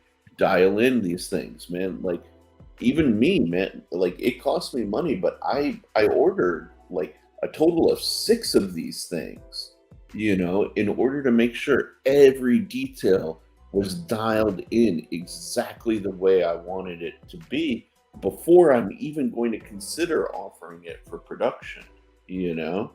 And he Right. didn't do any of that, you know? And then on top of it, he didn't communicate not once with the people, like you said, about, hey, okay, this is going to be a year to deliver these fucking things, Right. which is again his responsibility. So he didn't he came up with a knife concept, but he didn't do the responsibility. Like if you're, let's say tomorrow, if you're Ford, right, and you're going to make a new car, you're going to build prototypes, you're going to test it to make sure it passes, you're going to like go back and forth with your suppliers to make sure that everything is correct, and then when all the elements have checked their boxes, all the engineering's right, all the design is right, everything fits, then you put it out into production. And even then, they still have recalls, Right. Yeah. Yeah. Yeah. but you go to like, how many times have they gone all the way to the point where they've done all of that and had no recalls? A Right. lot. Right. Right. But Yeah. That whole, so in a sense, I'm glad that it happened because it Mhm. really showed his true colors, who he is as a, I say Exactly. forget the businessman part of it. That just shows who he is as a Yeah, person. totally. Um, But on the other hand, he could have easily solved like 80% of the issues that that Mhm. whole thing was about by just getting some prototypes and becoming aware of the fact that the detent was a little light and it Right. needed some different finishing work on certain handle materials, right? And Yeah. that would have been the ball game. Like if he would have just had some prototypes made, you know, taken 4 or 5 or 6 of them knives that, maybe the handle material, because I think one of the issues during the whole thing was handle material issues during it, Yeah. and so they got sent back. Well, he could have taken a few of them, even though the handle material was messed up, Yeah. and sent them out and said, hey, this isn't how it's gonna look, but Right. here's just a prototype, and da da da da da. And he could have easily found out right away the detent is a little light, and Yeah. they could have changed that in the final production, Bro, but he didn't the even QC them once he got them. no, I know, dude. I know. Like I it's know. it's so nuts. And like as a designer, like I can tell you, for example, like depending on the length of your lock bar, right? Like there's multiple elements that go into like tuning a detent, right? But like the length of your lock bar, if it's really long, if it's like above a certain length for your blade thickness, it can make your detent, kind of lame, no matter how much you bend it over, how much tension you put into it, right? Like if you have a really, really long lever, it doesn't have the snap, you know? So it Oh, kind of okay. like benefits you sometimes to go with a shorter lock bar in order to maintain that snappiness, Yeah, And interesting. Yeah, yeah. so like that's a simple thing that he could have caught, for example, in the prototype stage, you know? Right, And it's just like, okay, let's shorten the freaking, lock bar by like 10 millimeters. right. You know what I mean? Like, but Yeah. no, no. Like, dude, if somebody has one of those field duties that's kind of like crappy, I'd love to get one so I can just take it apart, like from a design See, standpoint. that's the thing about mine is, so initially, see, I have one, and Yeah, initially I got mine. So like they started getting delivered, say on a Monday, right? That's when yeah, like people started getting theirs. Well, I got mine on like the next day. And I had okay, a couple people get a hold of me and say, I feel like my detent's a little light. Everything else is good though on it. Da da da da da. So I had like 2 or 3 people that had gotten theirs say, yeah, the detent's a little light, but it's a nice looking knife. And, you know, so I'm like getting mine and I'm like, man, the detent's gonna be light. I'm not gonna like this knife that I just waited over a year for. yeah, And mine actually came pretty decent. I would say, like, if there was, most people were getting like a 4.5 or so on their detent. yeah. Mine was probably like a 5.5 or a 6. Oh So wow, like almost to the point where it was acceptable. yeah, It was still, was it a little lighter than I like? Yes. Uh, I did take it apart, clean it all up, put skips in it, and just bend that liner just ever so slightly. And yeah, it pretty much changed the knife to the point where it's the, and I see why he thought maybe they should be a little lighter because of the design of that top flipper and yeah, not being able to use it properly. But and that was the main deployment to him for the yeah. knife. But the main deployment for everyone else is that elongated hole. Right, the Y- reverse s- click. Yes.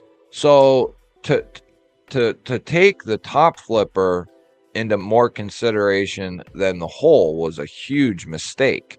Totally. Uh, and I see why, Riot made them a little lighter.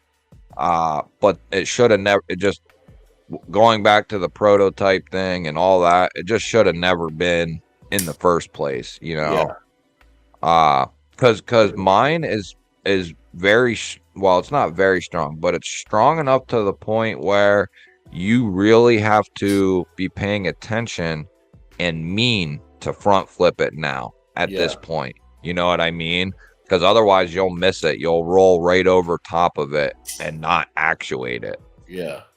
Which for a front flipper, I would much rather have. I mean, Yes. between you and me. Yes. Yep. I'm the same way.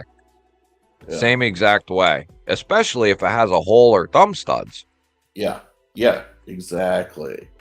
Because the reverse flick is where it's at. I mean, there's nothing more satisfying or as fast as like just reverse flick. You know what I mean? Yep. So, Yeah, I love it myself. And that thing could have been tuned so well for the thumb and reverse flick that it's not even funny. Like it could have been, because it's a liner lock. mm-hmm.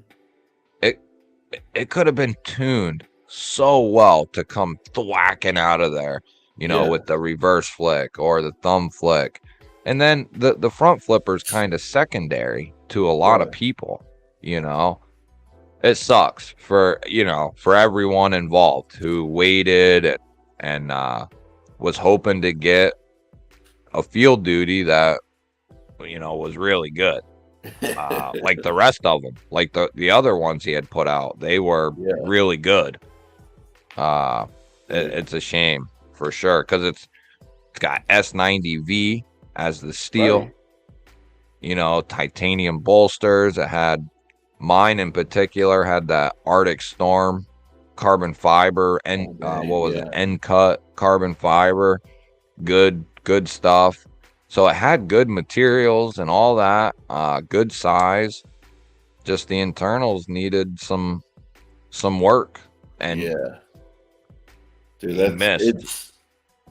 I mean, I hate to say it, but it's sometimes it's good to see how not to do things to learn how good, like other people are doing things, Right. So Yeah, that's from your standpoint, it's good to see, like, you know, since you're designing knives, it's good to see and take into account like how certain designers do things, yeah, and totally. and the best way to go about, you know, doing things. And like if I was a knife designer, I would have QC checked every single one of them bastards if that's my Thank knife. you. Yeah, if that's my knife, Oh, if that's my pre-order and my knife, I would follow kind of the guidelines of like EMP EDC John. I would have given you at least at least once a month, you know, right, right. Even if there's updates. no big update, just be like, Right. hey, May has gone by. All I know from the factory is they're still working on it. I'll keep you guys updated as news comes in. Yeah. That's all you have to say. Yeah. Yeah, it's just communication. It doesn't even have to do with the information. It's the Right. communication that matters. Yeah. Yep. Because a lot of people come like month 10, 11, and 12, you know, especially after 12 months, people were like, I think he just burned us all. You know, like we ain't getting the damn knives.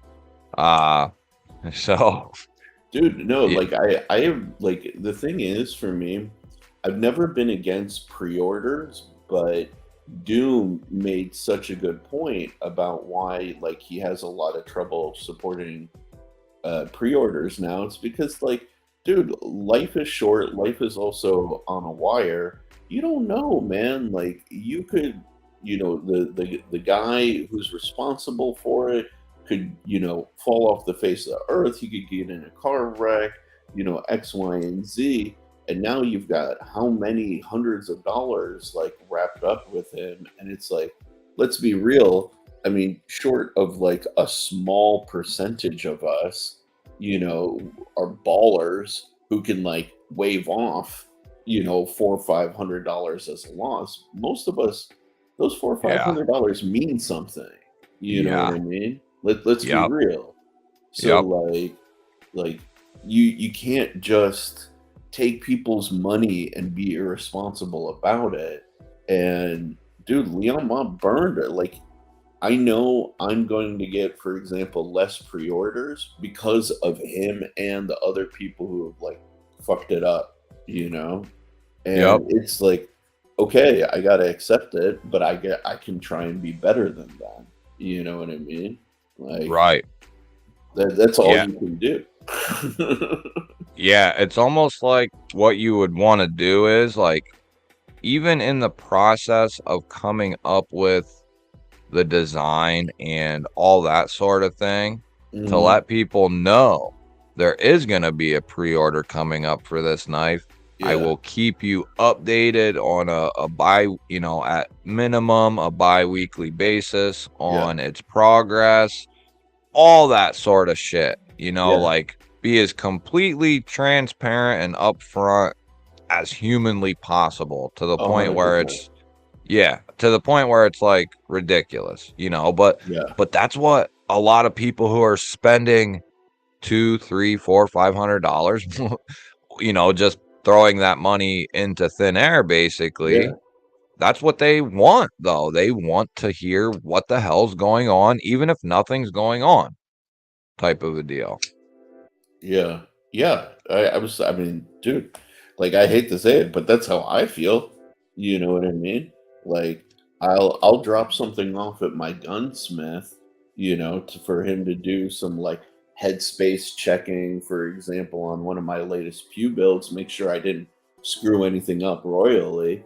And it's like, bro, I want weekly updates. Like if it's gonna be there longer than a week, Yeah. Yep. like I'll pop in just to be like, "Hey guys, what's the latest?" You know what I Right. mean?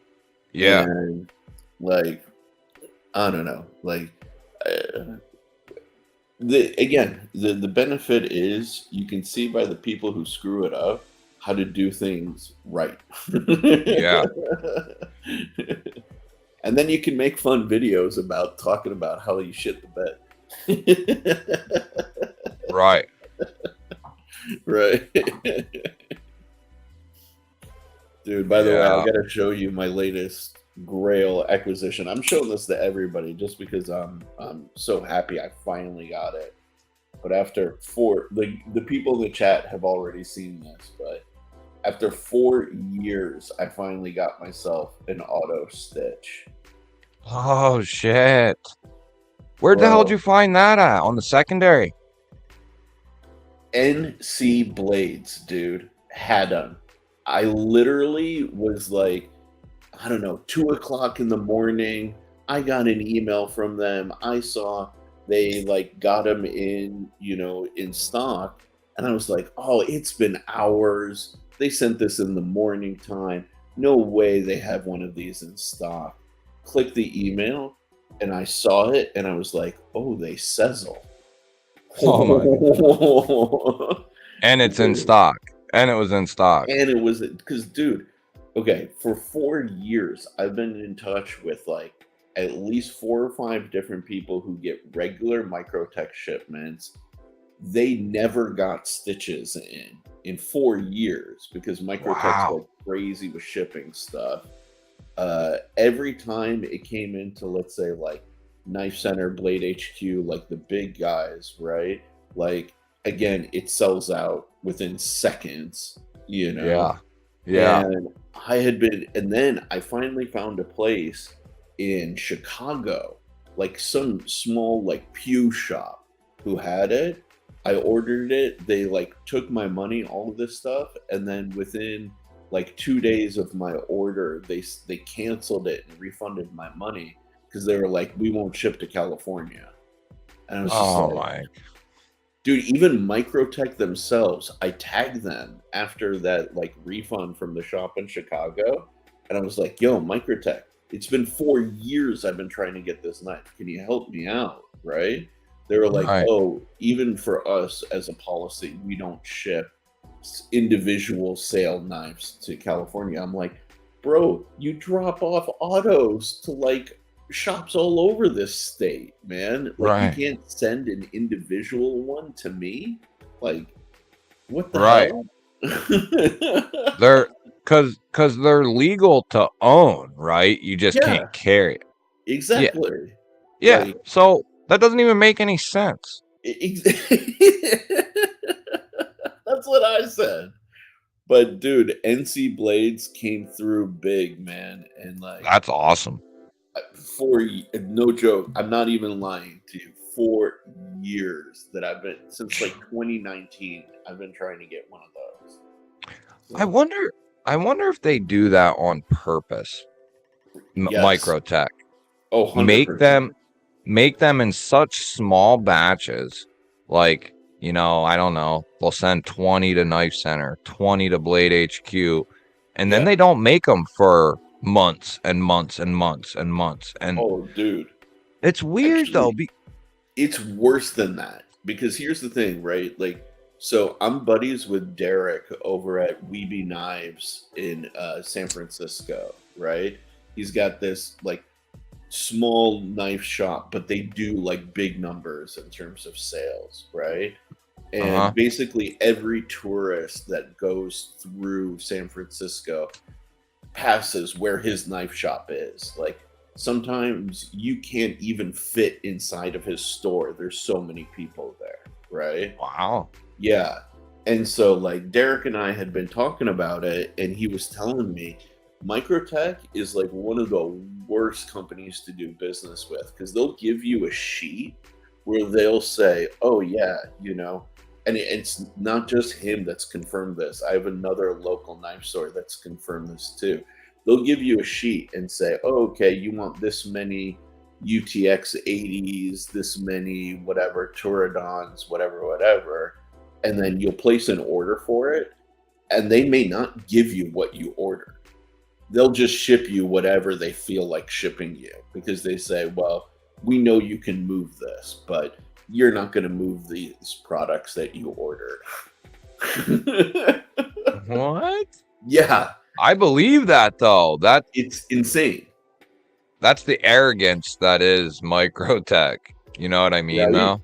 That that is the arrogance part of it. I d That's so weird to me though, because I believe that they probably make them in very limited numbers. They choose where to ship them and stuff. Totally do.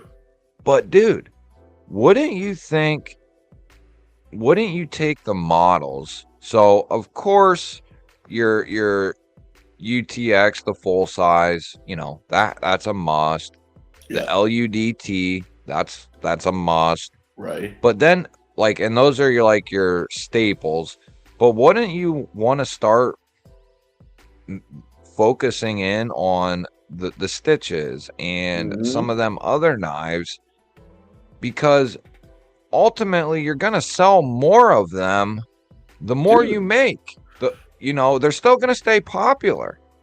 and the stitch is not a cheap knife, man. It's N- like a $400 to $450 knife, depending on the spec, right? Yeah, So, like, you send, you know, 2, 3, 4, 5 over here, 2, 3, 4, 5 over there. Guaranteed they're going to sell out. 100% instantly. they're going to sell out, Yeah. you know? So, and then you send 20 to Blade HQ and 20 to freaking Knife Center. But dude, no, they literally they're the type where it's like, yeah, you gave us $20,000 for an order. We're just going to send you whatever we feel that you can move, and we're not really, even though you check it off on boxes, we're not going to fulfill that. Unbelievable. That's that I see. I didn't know that, but it's almost safe to assume, because Yeah, I waited quite a while to get my first LUDT. yeah. Like there was a point in time where, now it wasn't 4 years, but I think it was close to probably a year. Like I would religiously check like DLT and places that got big orders of microtechs, you know. Yeah. And I remember like they put a couple versions in stock, and within a matter of minutes, dude, you could see like this one sold out, and I was like, damn, I guess like, and this had been like close to a year probably for the first time that I actually seen them in stock.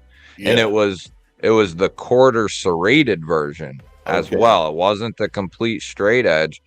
And I was like, damn, if I want one, I better get it now. Yeah. And I got lucky enough to get the red one that I wanted to match my Ultratech, my regular Ultratech in red. And within a matter of minutes, they had like 4 versions. Now, I don't know how many they had, but they were all gone. Like, Yeah. matters of minutes, you know. Yeah. And I'm sure it had to have been a decent order of those couple of knives, I would think, but maybe not. Maybe there was only a few, 5 of each, 10 of each, or something. I don't know. I don't know how. That's insane to me. I Dude, don't get that whole thing. the thing is, and this is what drives me nuts, right? Because like there are a bunch of us out there who love and want like American made knives, you know? Right. Like low key, I work with Chinese companies. My first knife that I'm OEMing is with Kaiser, you know what I mean? Like I I I'm in deep with the Chinese, right? But like my most valued knives are Emerson's, ZT's, freaking this Microtech. You know what I mean? Like Yeah. they're the knives Yeah. that I like cherish, and they're American made. So like, Right. why are you guys creating a barrier for us to get into these things? Like, Yeah. But in the same breath, they want to bitch that you're not buying American knives. You right, know what I mean? right, It's like, well, because they're hard as hell to get, you know, and yeah, and I hate to say it, like I love American made shit, especially when it's done like well, you yeah, know. Uh but I can't tell you, I've had several times where I've bought an American made knife and the quality was just very disappointing, I'll say. yeah, You yeah, know, yeah. very disappointing. Like I bought a $500 exclusive Segaha McNeese, right? Okay. The edge came duller than a freaking butter knife, dude. What? The lock stick was just horrendous to the point where I had to actually hold the knife and use my other hand to push the lock bar over. Damn. And then it had a detent lash on top of it. Oh shit. And this isn't no cheap $30 Ganzo, Yeah, you know? It was horrible. Like it, and I was going to get a 3.5 inch as well, you know, yeah. because I was expecting so much out of that knife. And man, was it just a huge letdown. Huge letdown. Dude, I hate to say it, but like the surest name in the game to getting like consistent quality, right, is not Benchmade. As much as I love Emerson gets lock stick in the beginning, but if you keep on using the knife, the lock stick works in. I'll give that to him. Right. And his quality has improved dramatically within the last year, actually. But even still, your best bet, hands down, consistently, is Spyderco. Yep. Yep. Like you can't go wrong. Like I have not gotten a single knife from Spyderco that was a miss, not Yeah. once. Yeah. I can say I can agree with that as well. I think I've bought in probably 15 to 20 of them, and Hmm. not a single one had a dull edge. They were all screaming sharp. And I'm Yeah, even talking like a cheaper Manix 2 with like BD1N steel. Yeah, Ultra totally. sharp, like crazy sharp. Another company that I can say is a close second Yeah. is Hogue. Oh yeah, yeah, 100%. Hogue, dude, Yep, and they you can get a freaking dude if Benchmade. So the Hogue RSK yep. 20 CV, G10 handle, full size knife. If that was in 20 CV or Magna Cut, if that was Benchmade, that's a $300 knife all day Easy, long. easy. Yeah, But Hogue and Doug, they're doing it for like 160, 170, right, right around that ballpark, like almost half the freaking cost. dude.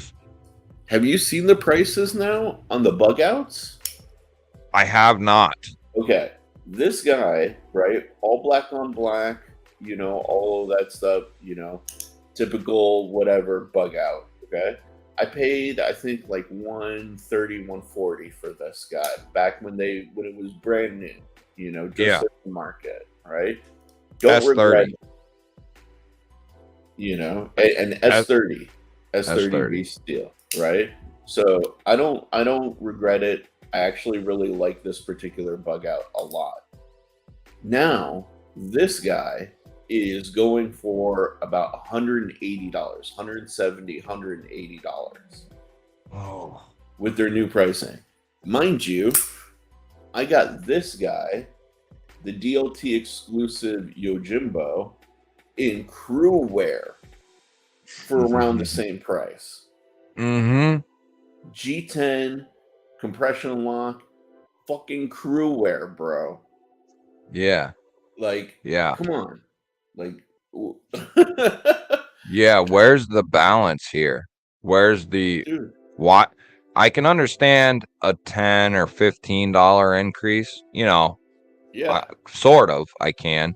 Uh, but like with Spyderco and with some other companies, Hogue, they haven't really went up that much. I mean, they might bro. be up $10 or something. You can get Y- a Deca in Magna Cut on Yeah, sale for like $110. dude. From SMKW, and this was a couple months ago, so very recently. Yeah, Carbon fiber, deep carry clip, the axis lock in Magna Cut for like 130.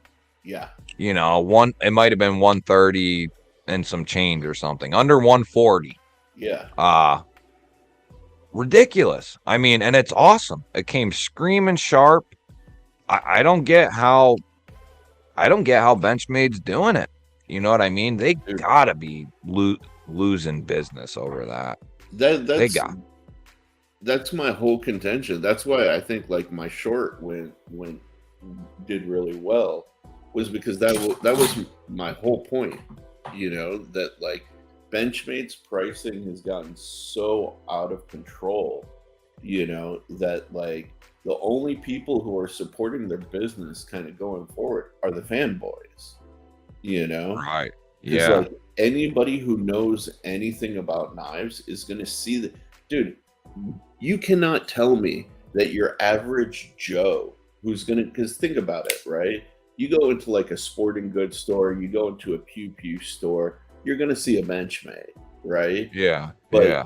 you're not going to be able to convince them that this knife with plastic handles and this thin ass steel is worth 180 bucks. You just No. not when there's probably like cold steel like right next to it, Yeah. that's Yep. like, you can get in the same steel and bigger, better with the triad lock, which they may not even know what the triad lock is. And they're going to be like, oh, wait, I can get that for 130, Yeah. 50 bucks 160, left. Yep. like, Yep. Oh, dude, I'm taking an 8010, even with its weight, yeah, all day yeah, over an S30V bug out plastic handles for 180. Like I'm right? taking the 8010 at 130 or whatever all Dude, day even long, and let's say a recon, or anything like that. Like, dude, so I don't understand where they're going, but like in terms of American knife manufacturers, the pricing on Benchmade knocked them down so far the priority list. Like, dude, Benchmade's pricing is starting to make Emerson look reasonable in terms of pricing. Like, yeah, that's how bad it is. well, yeah, and yeah, it's starting to make a lot of things look like a way better deal. For instance, that one knife, it's a small Warncliffe that they've been teasing for like the last year, Hmm. Benchmade. The I forget immunity. I the wanted that immunity. thing so bad. Dude, I am not paying what I hear, like 300 or something, or 270 bucks for that thing. yeah, dude. No way, man. I mean, no. No way. Yeah. No way, dude. When you can get a Hogue Deca Warncliffe that's a little bigger, in 20 CV or Magna Cut. Yeah, it's not M4, but I'll take the $140 Deca in 20 CV or Magna Cut over your $280 M4 little, plastic handled immunity for sure. Right? No question. If Dude, I want a crossbar lock Warney, I'm going with the Deca. bro, even like with the immunity. All right, let's see. Okay, aluminum handles, two and a Okay. half inch blade, Yeah, right? right. M4, but we also know Benchmade does their heat treat soft for freaking M4, right? And it's 270. Simultaneously, like literally right at the same time, you go to Blade HQ right now, they have a Spyderco Delica 4 2.88-inch blade, also in M4 for $124. Oh my goodness. Like like I said, your best bet for American made is Spyderco right now. And then Yeah. Hogue is a very solid second. Yeah. Yeah. I You agree, know? dude. Like Yeah. Benchmade has straight up lost it. Lost it. And it's absolutely nuts. Like I don't get it. Well, and Benchmade is it's not like they are outside of the knife world EDC community as far as like social media and stuff. They have to know the core group of knife nuts like us Yeah. think that those prices are ridiculous and are not gonna pay it, and we're gonna also tell other people that it's insane. You Yeah. know what I mean? It's almost like it's a double-edged sword. Like, not only are we not paying for it, but the newcomers and everyone else, we're Yeah. also gonna say, go look at Go look at Hogue. You Exactly. know, Avoid this because it's crazy. or Yeah. if you want to spend $300, spend a little bit more and get a hinderer or Right. what or whatever, Yeah. spend the extra $100, and get a Sabenza or whatever your flavor is. Medford, I mean, some of them can get crazy, but you can still get in the door around like $400, right, with Yeah. most of them guys. Yeah, dude. Dude, it's crazy. Yeah. So my bug out that I just showed you, the all black CF Elite right now, going for $171. The Yeah, basic, that's the basic stainless blade, your satin blade with like the blue handle, right? $162. It's criminal. It's criminal. Like you're talking $30 increase, like a 20% jump. Like, no, no, no, no, no, no, no. That's not a yeah, dude. $162 knife. Like, it just isn't. What's up, Carco? What's up, brother? Yeah, dude. So I've had some good luck over the last couple years with Benchmade as far as getting deals. Yeah. So my so the second knife I ever bought when I got into knife collecting, right, was a Benchmade bug out. It Yeah. was the S90V and carbon fiber version, Okay. How which much did you pay for it? so it was retailing right at 270, I think it was at the time. Yeah. Well, I was like, damn, that's crazy, because I had bought a buck 110 and I was like, I want a knife that'll last me forever. I'm not gonna buy, I don't want to buy anymore. Yeah. Well, I was watching a buck 110 video after I had bought it, just for whatever reason. I had already bought it and I wanted to watch a video on it. Yeah. Well, in that video, somebody brought out, whoever it was, I forget, brought out a bug out, a Benchmade bug out. I don't think it was that exact version, but they had mentioned the S90 version. Yeah. And I was like, damn, that sounds really good, S90, because my 110 was S30 and my Carta. And I was like, ooh, carbon fiber and S90, back then it is better stuff, Yeah. in a sense, depending on what you are looking for. But I was like, ooh, S90 carbon fiber, Yeah. better, still American made. My first couple knives I ever bought were all American made knives. Yep. But Blade HQ, man, it was right before the holidays. Blade HQ had a sale on their bug outs. I ended up getting that bug out for $200 on the dot. Dude. And that's well worth it. Yeah. That's 100% worth it. That's worth it. S90V, carbon fiber, American made, $200. No problem. Yeah. And then they retail though for 270, 280. Like, dude, they're up to 300 now.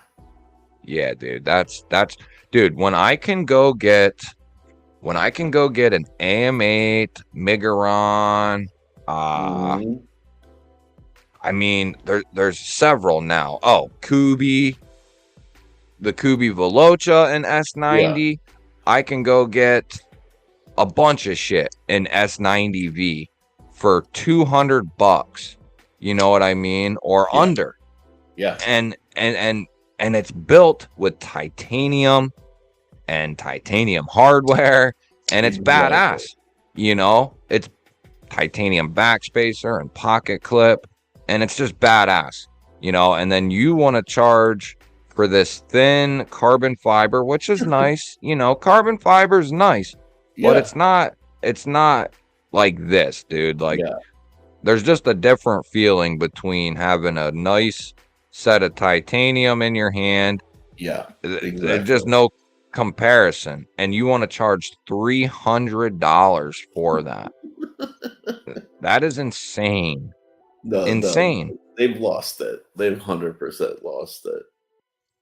But dude, I do have to bounce. I'm getting the message that I need to run to breakfast. But bro, thank you so much for having me on. I love chatting with you, bro. Yeah, dude, that was fun. We'll have to do it again, man. Yeah, anytime, dude. Anytime. I'm just happy I was awake and my brain was functioning enough to be here. I was surprised that you was awake all the way over there. But all right, dude. It was good having you on, man. Anytime. Maybe Monday evening if you're around or whatever. When I have my live, you can hop on. Yeah. Hell yeah, dude. You have a wonderful day, all right? All right, brother. Have a good weekend, man. All right, you too, man. Peace. Later.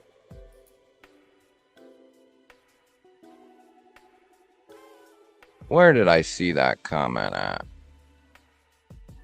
Dopey, shut your mouth. Marisol, I don't have any flashlight reviews, asshole. I have some unboxings, and that's about it.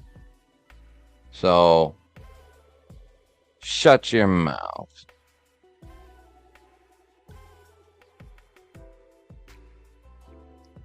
The only thing Dopey is a master baiter. Mikey Reese.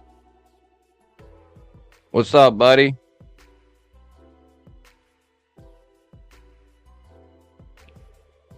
Fake news controls detent.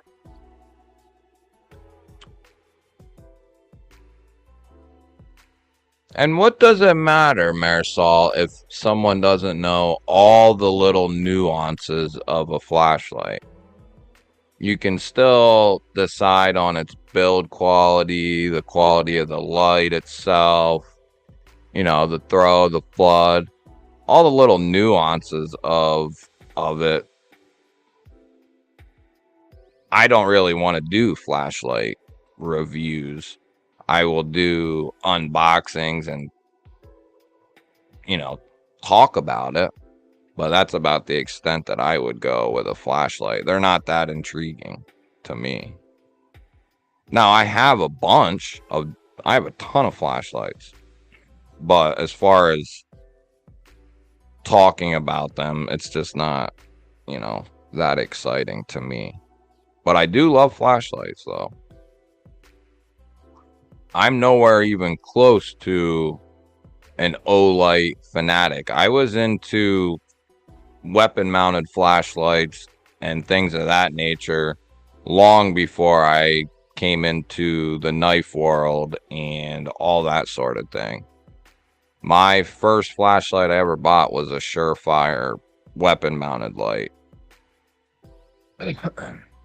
So Surefire was my original go-to as far as weapon-mounted light.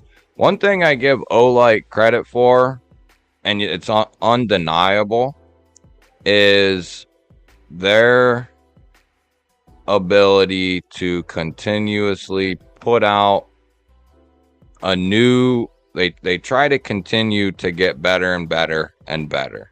That's one thing I appreciate about them. A lot of companies that I like Streamlight and Surefire and stuff like that, they really don't do a whole lot, as far as coming up with new models and doing that sort of thing, revamping old models and so on and so forth. Olight is constantly trying to put more and more into their lights, but I'm not a huge fan of Olights. I like some of their stuff, but some of it I don't. I like their lanterns. I do like those. I do like their little O bulbs too. Some of their flashlights are all right. I like the AA ones I can throw in a bag or a pouch or my truck or whatever. I'm skipping ahead, guys, because I'm far as shit behind. I did see... Hey, man. Thank you, brother.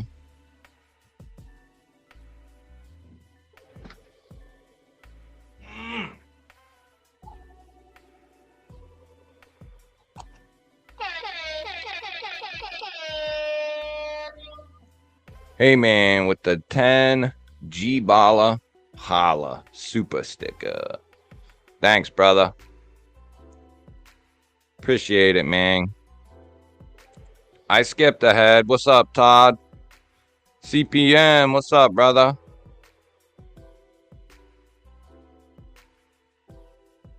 Yeah, they ain't competing with shit. They probably gonna go out of business if they keep their shit up, dude.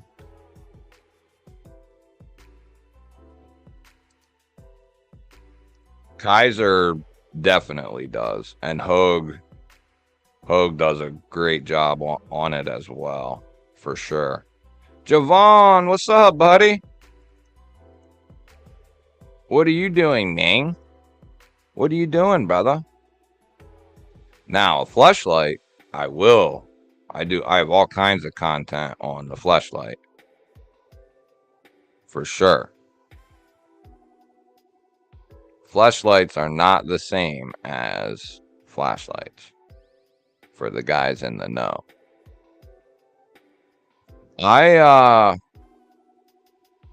Yeah, my favorite lights from Olight are they're non-rechargeable, like the AA, the AAA, the i5R, the i3T, and I like the little keychain one that takes a a AAA. So it's not the rechargeable ones, but it takes a little AAA. I forget what that one's called. But I like that one. I like their rechargeable mini lights too, but I like Ray Lights flashlights actually. Like for the money, the LAN, I like that flashlight for sure. All titanium, stone washed.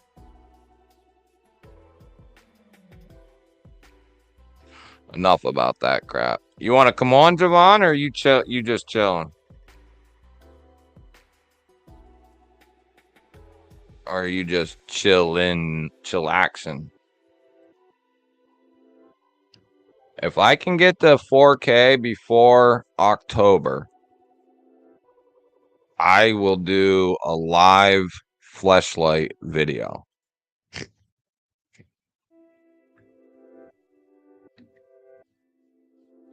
I don't think that's gonna happen though. Well, I guess it's possible, but well, it's possible.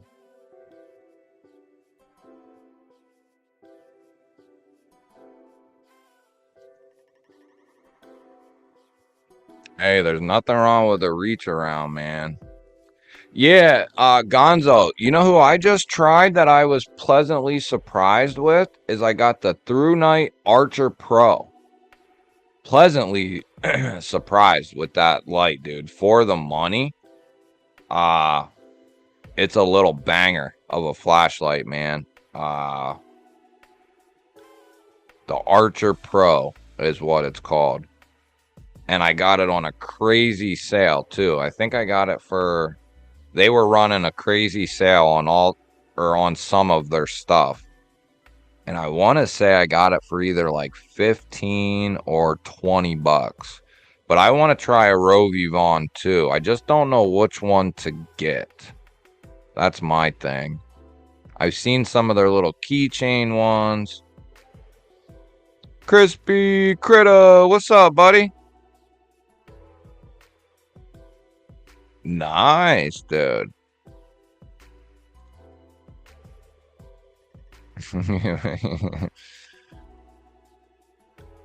Marisol needs to quit sitting on his flashlights is what he needs to do.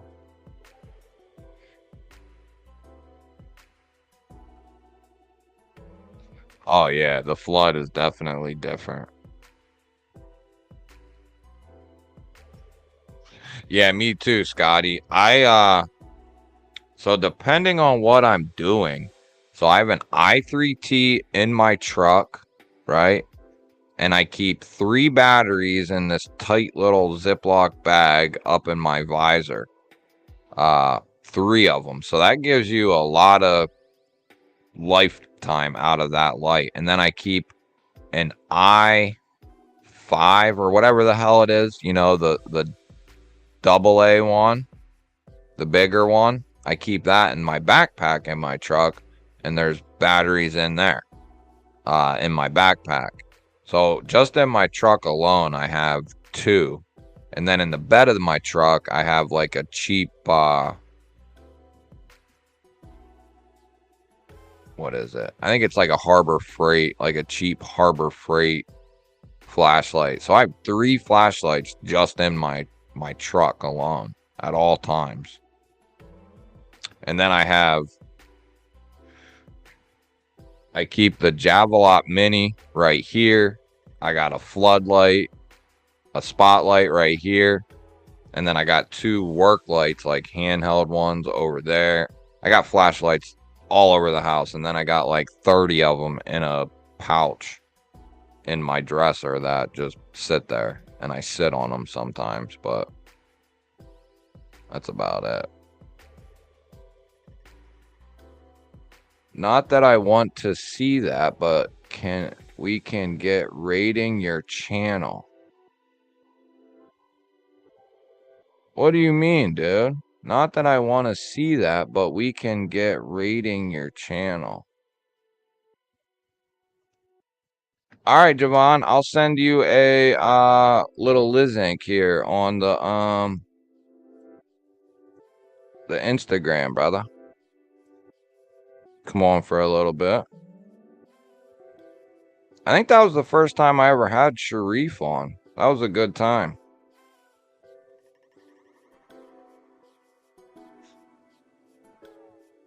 There you are. I like Sharif. He's a good dude.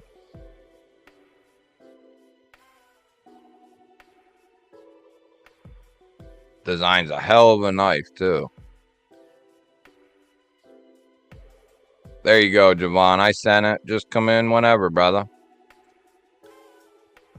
As the exclusive Caitlyn Jenner's Celebrity Special Edition fleshlight. Oh, that's funny as shit, dude. That's a good fleshlight, though, man. Expensive.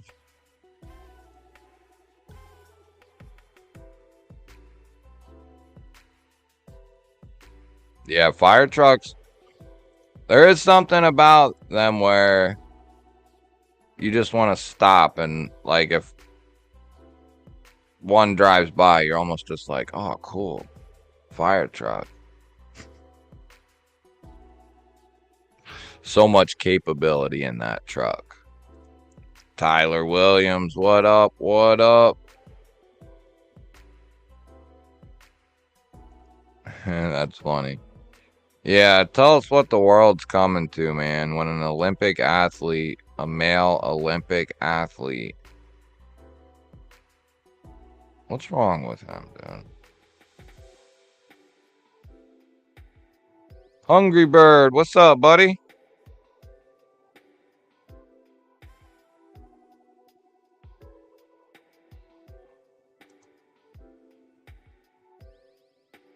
I always keep a flashlight in my prison pouch. You never know when you're going to need to light up the darkness.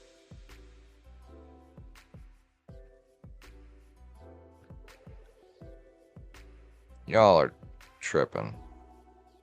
Get to 4K subs, but do not want to see flashlight.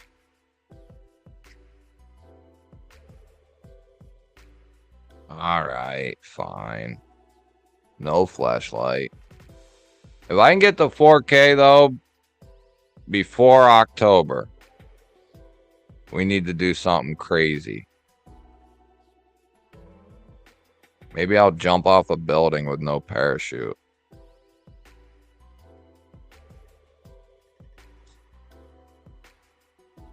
I keep an Olight 1LR2 on the keychain and the i3T in my Leatherman sheath for EDC. Also have a bunch of 18650 lights and 4 LED mag lights.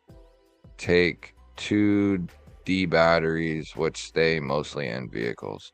Yeah, Todd. Those, remember when those were like the shit? The big stick mag lights? I have a, I think it's the 3-cell, the 3D cells. But they made like a 4 as well. Remember those damn things? And then they made like a, I think they made a 2, a 3, and a 4 or something like that. And I had a couple of the 3s, which was like a sweet spot. You could still use it as a freaking weapon. And then you could get some decent, as far as back then is concerned, you could get some decent light out of it. But yeah, man, my dad, where he works, when I was a kid and they did bring your kid to work day or whatever, his work would give out the full, like the full size smaller AA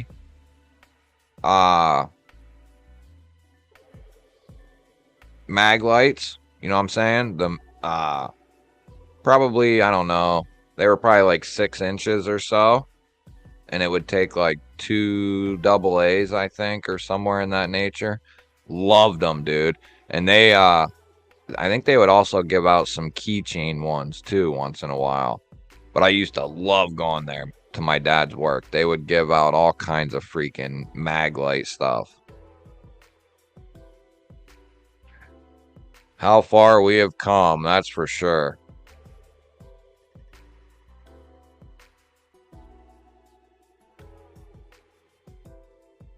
No shit, dude. What flashlight was that with, Scott?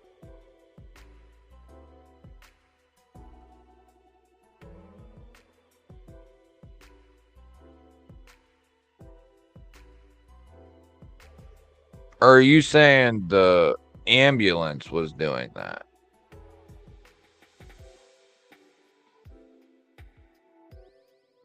That's what we'll do then. I'll jump off the building and give you guys like a first person viewpoint.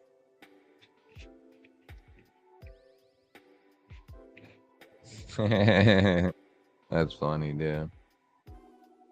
WTP, member of the G-Ballers. What is a happening, dude? Oh, why don't we do, we didn't get to do it, but why don't we do what you guys are carrying?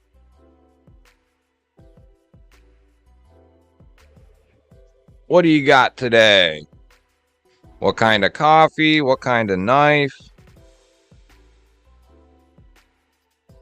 All that sort of jiggity jazz. I got a bunch of shit coming tomorrow, guys. A ton of shit. Well, not a ton, but quite a bit. And I don't know if Mikey Reese is still in here, but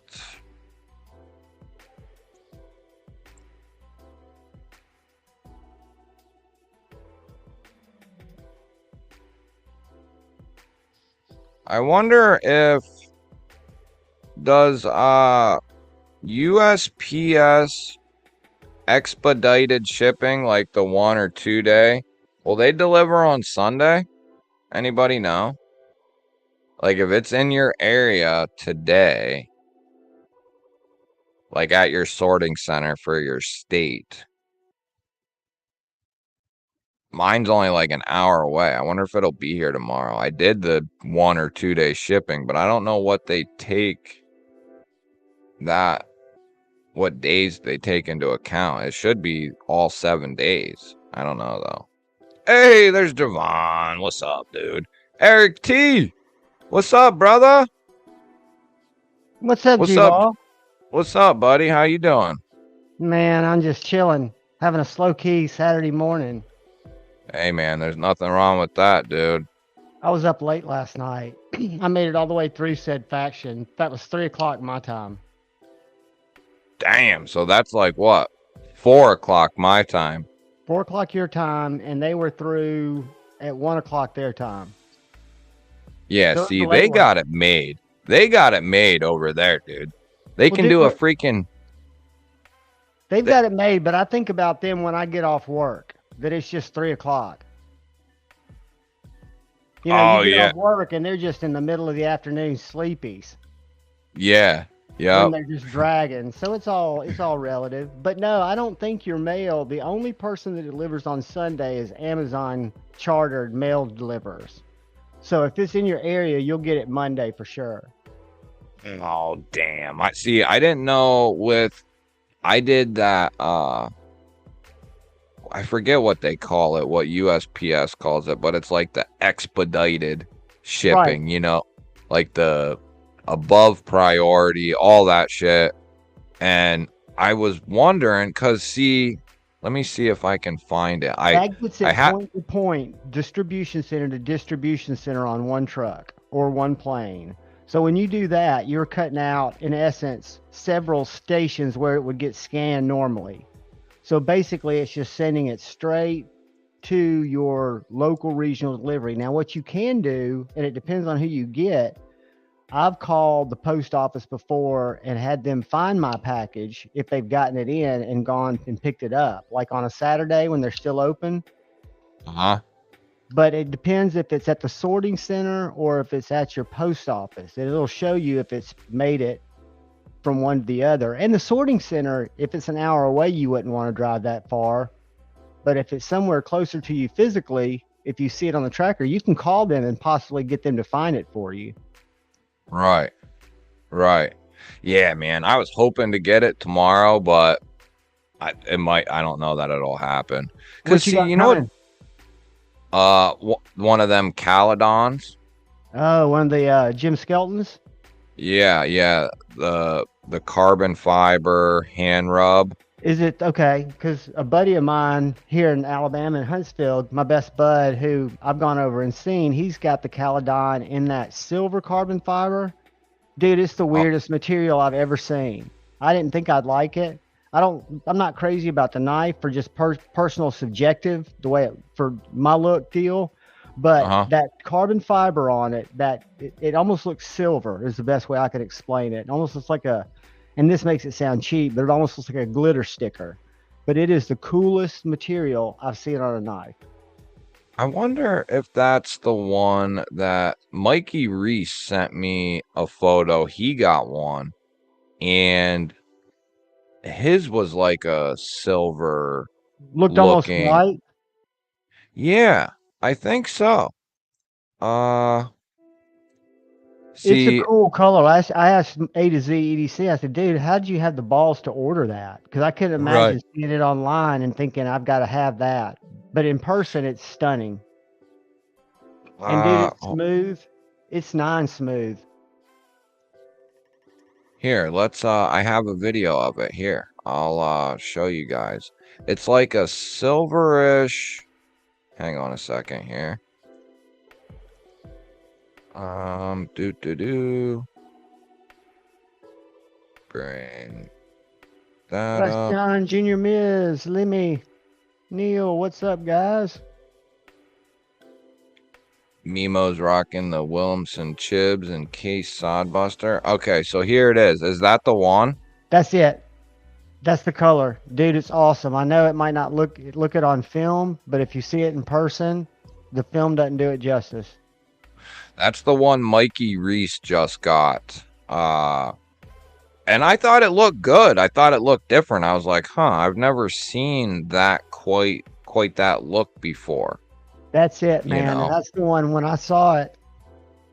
If I got one, that's the one I'd have to get. Oh, I thought that was me. No, that was me. Oh no, it's I think freaking that was us. That was a butt dial. Rochambeau calling everyone. That was a butt dial. What's he doing? How do I shut it off? Oh, there. He finally got to it. That happens like once a week in that It chat, does. man. I've been guilty of it once because when you go up, I'm trying to think what causes you to actually accidentally hit that button. It's not that hard to do. I think it's at the top and you can do like a group call or something. Accidentally, when you go in Yeah. there and I'm trying to do something else, like maybe scroll to the top, and that's when it does it. I don't know what causes me to misdial it, but I've done it once or twice. Yeah, dude. I've seen a bunch of people do it, man. A bunch. About a year ago, it was a different group, but one happened that was a butt dial, and about 5-6 people answered, and it ended up being an hour and a half conversation. So sometimes butt dials, if you're not bored, if you're not at work, grab it. Mhm. It can turn into a cool call because it might be 3 or 4 people grab it. Right.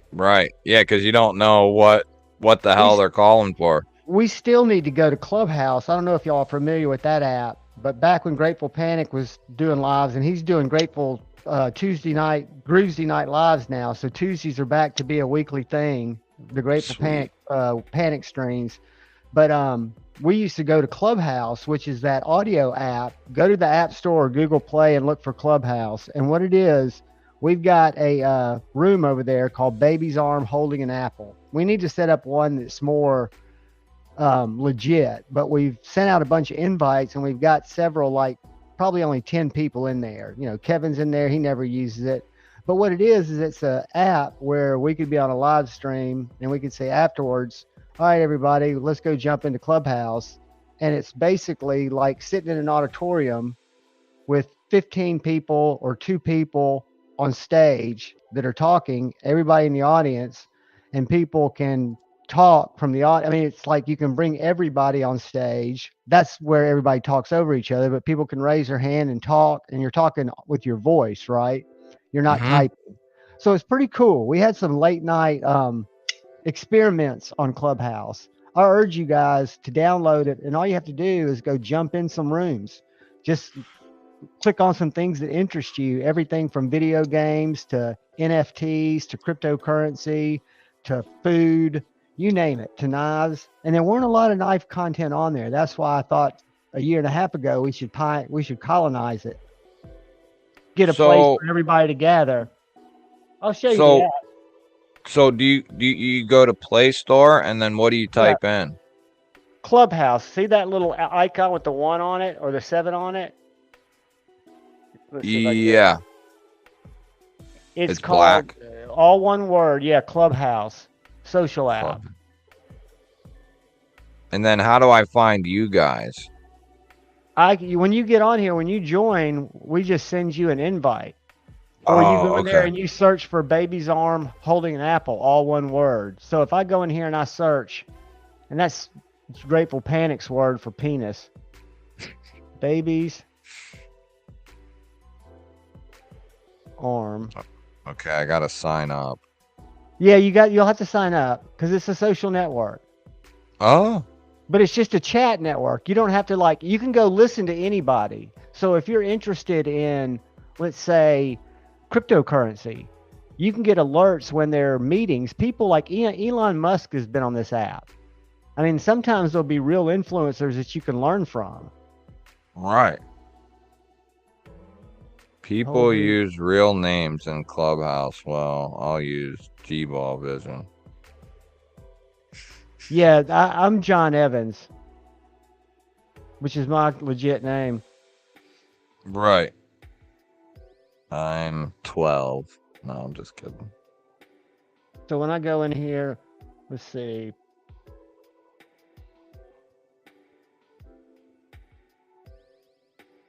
Skip.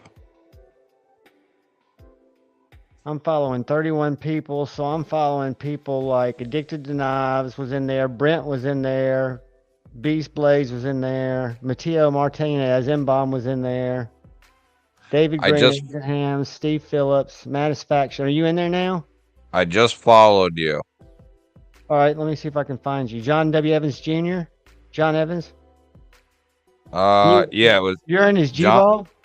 Yep. All right, let me get in there.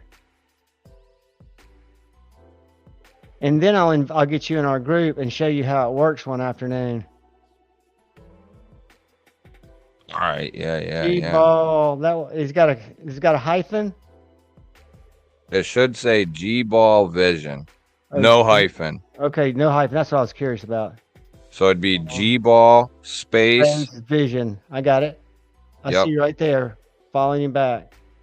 Okay, All right, sweet. dude. And then you can put your channel logo in there if you Yeah. want to, and then what I'll do is now when I get into the app and figure out how to find my room again, the baby's arm holding an apple, I'll invite you to that room, and then you could call me on that app. So you could Clubhouse me instead of text me or instead of call me, and we could just get in there and have a private room where we're just talking.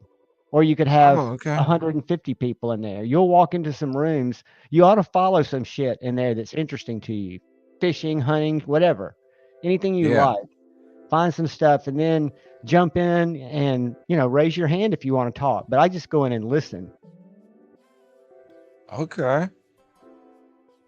Don't let it turn into a time suck. Because when I first got into it, it's okay for it to suck your time for a couple of weeks, but then you got to break away from it because you don't got time for that. Interesting. Yeah, it used to be by invitation only when they were in beta. I had to wait to get invited by a member. And I would used to go to my Instagram and to my Twitter, and I would post asking for invites. Tim Dillon made me aware of it a long time ago on his show, The Comedian, because what's his name? Elon Musk was on there, Joe Rogan. Several people were holding these little town halls. But not many people could get to them because it was invite only. And then after they opened it up, it didn't hit Android until about 4 or 5 months ago. Ah, Dude, it's this is awesome, man. cool. Yeah, you'll like it. Cool. And like I I'm said, if you through. if I want you to use your brain and think about, like I have, because I'm still wrestling with it, how we as a community could colonize it and make it a place where when there are not lives going on, you could jump into Clubhouse and see who's in there to chat with.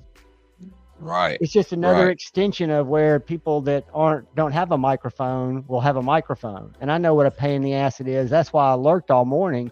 I've been listening to your show, but I knew, and this sounds selfish, but once I typed in, I want to type and acknowledge everybody, right? And I do it on my Right. thumbs because I watch it on my Apple TV. So I'm using my phone, so I can't highlight names and just pick them like I can on the computer. And I was just too Right. tired. I was just not Yep. even all the way conscious. I'm That wearing the dude, shirt I wore last night. I do the same thing, man. Just like last night on Matisfactions Live. Now I was in your chat and talking, Yep. but once Matisfaction came on, I just watched and listened, just because I was doing other stuff, and once you get in, you're in a sense, like in your head, like you want to I feel be like I've talk. abandoned people. I've walked out of a room. Like if I Yeah. start, because I did it for a little while last night, I engaged people. Then I said, I've got to do some things. Because what I do is I would mute it and I'd come over and I shot like 3 videos last night. I've got my videos right now out till June 5th. I try to stack them to go out at 6 o'clock in the mornings, and I try to shoot content usually a week in advance, but I'm trying to get ahead of the game with Blade Show coming up.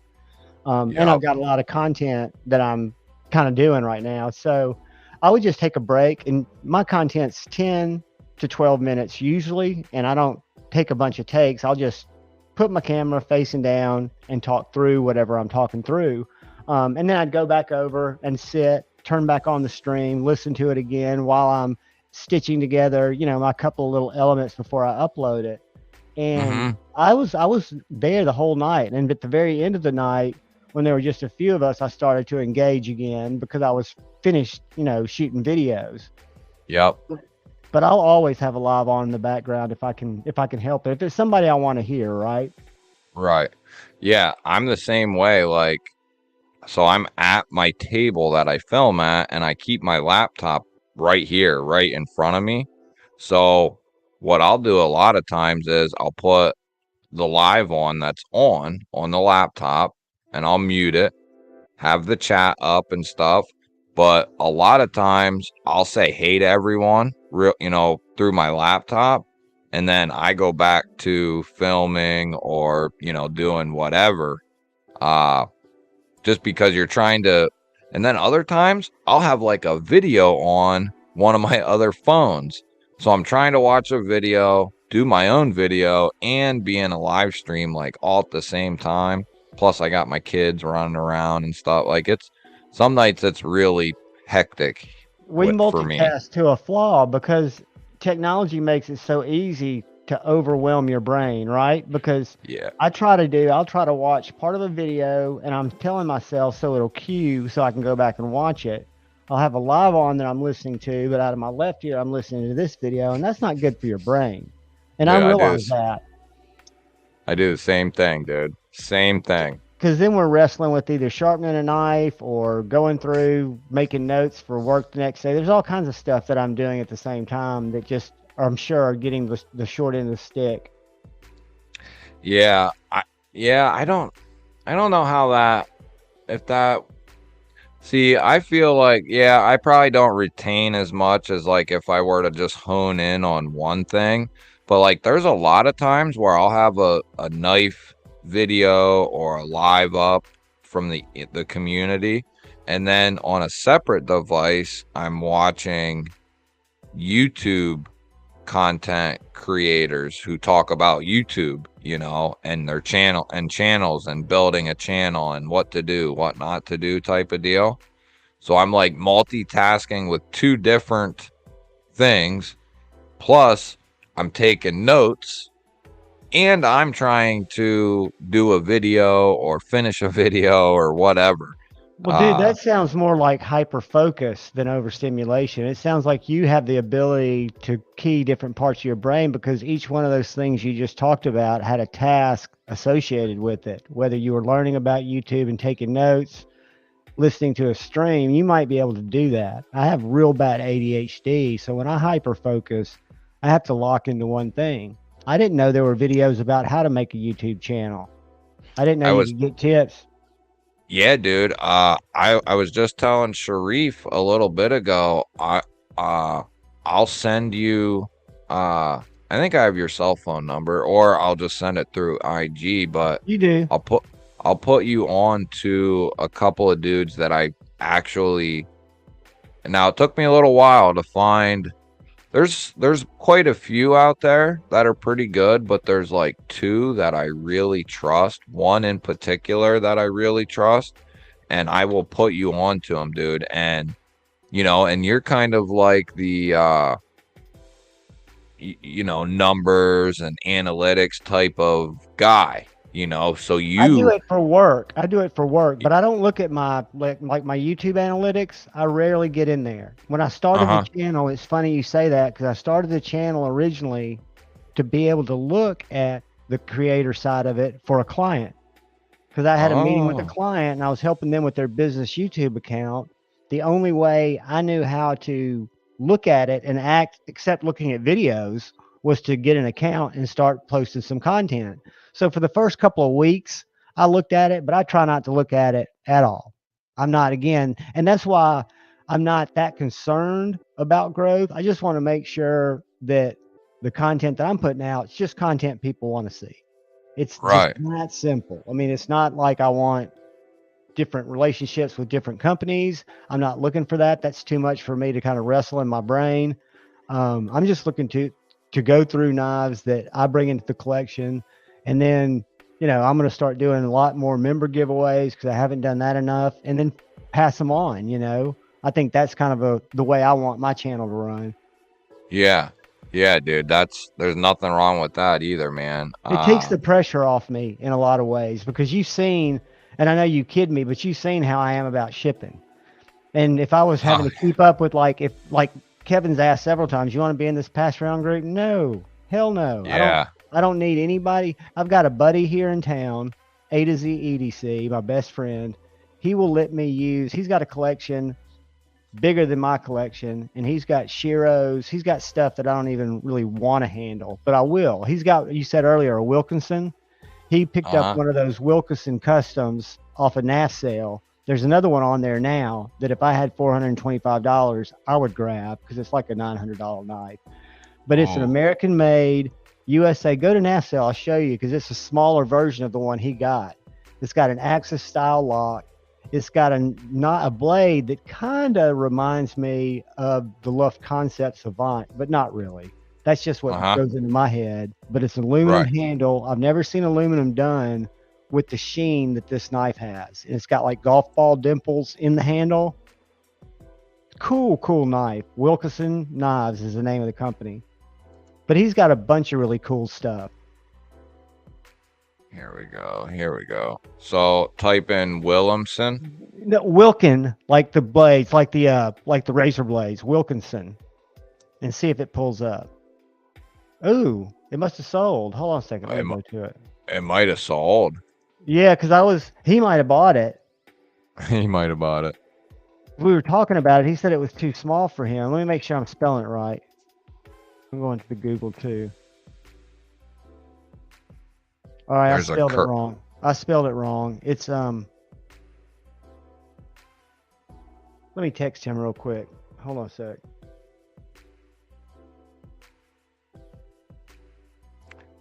Got a slim midi for 450 on there. Let me tell you something. Right now is the best time to buy knives because everybody's selling knives to go to Blade Show. Y'all saw it happen with Lefty and his Evo. New inbox Spyderco Shaman for 320. What did they retail for? Anybody know? There's a 15V PM2 for 245.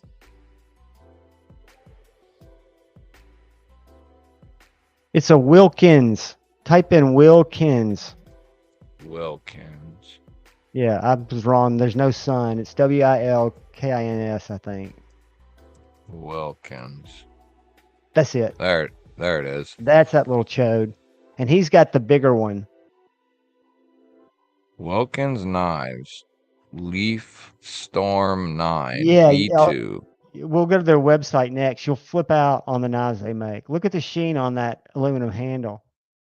Yeah, I can't blow it up for some reason, but yeah, that looks good. It's a prototype Yeah, in go to the Google S30. and type in Wilkins knives. And they've got a website. I was looking at it yesterday. They do kitchen knives too. Not that I'm a player on that. Oh, whoops. There we go. Kevin Wilkins. Yeah, that's him. Oh, wow. And that's the leaf that my buddy's got. Like here's a black one, the one on the second from the bottom, second on the left. Right here. No, This one. no, the second one down on the left. This one. Yeah, that one, the West Wind.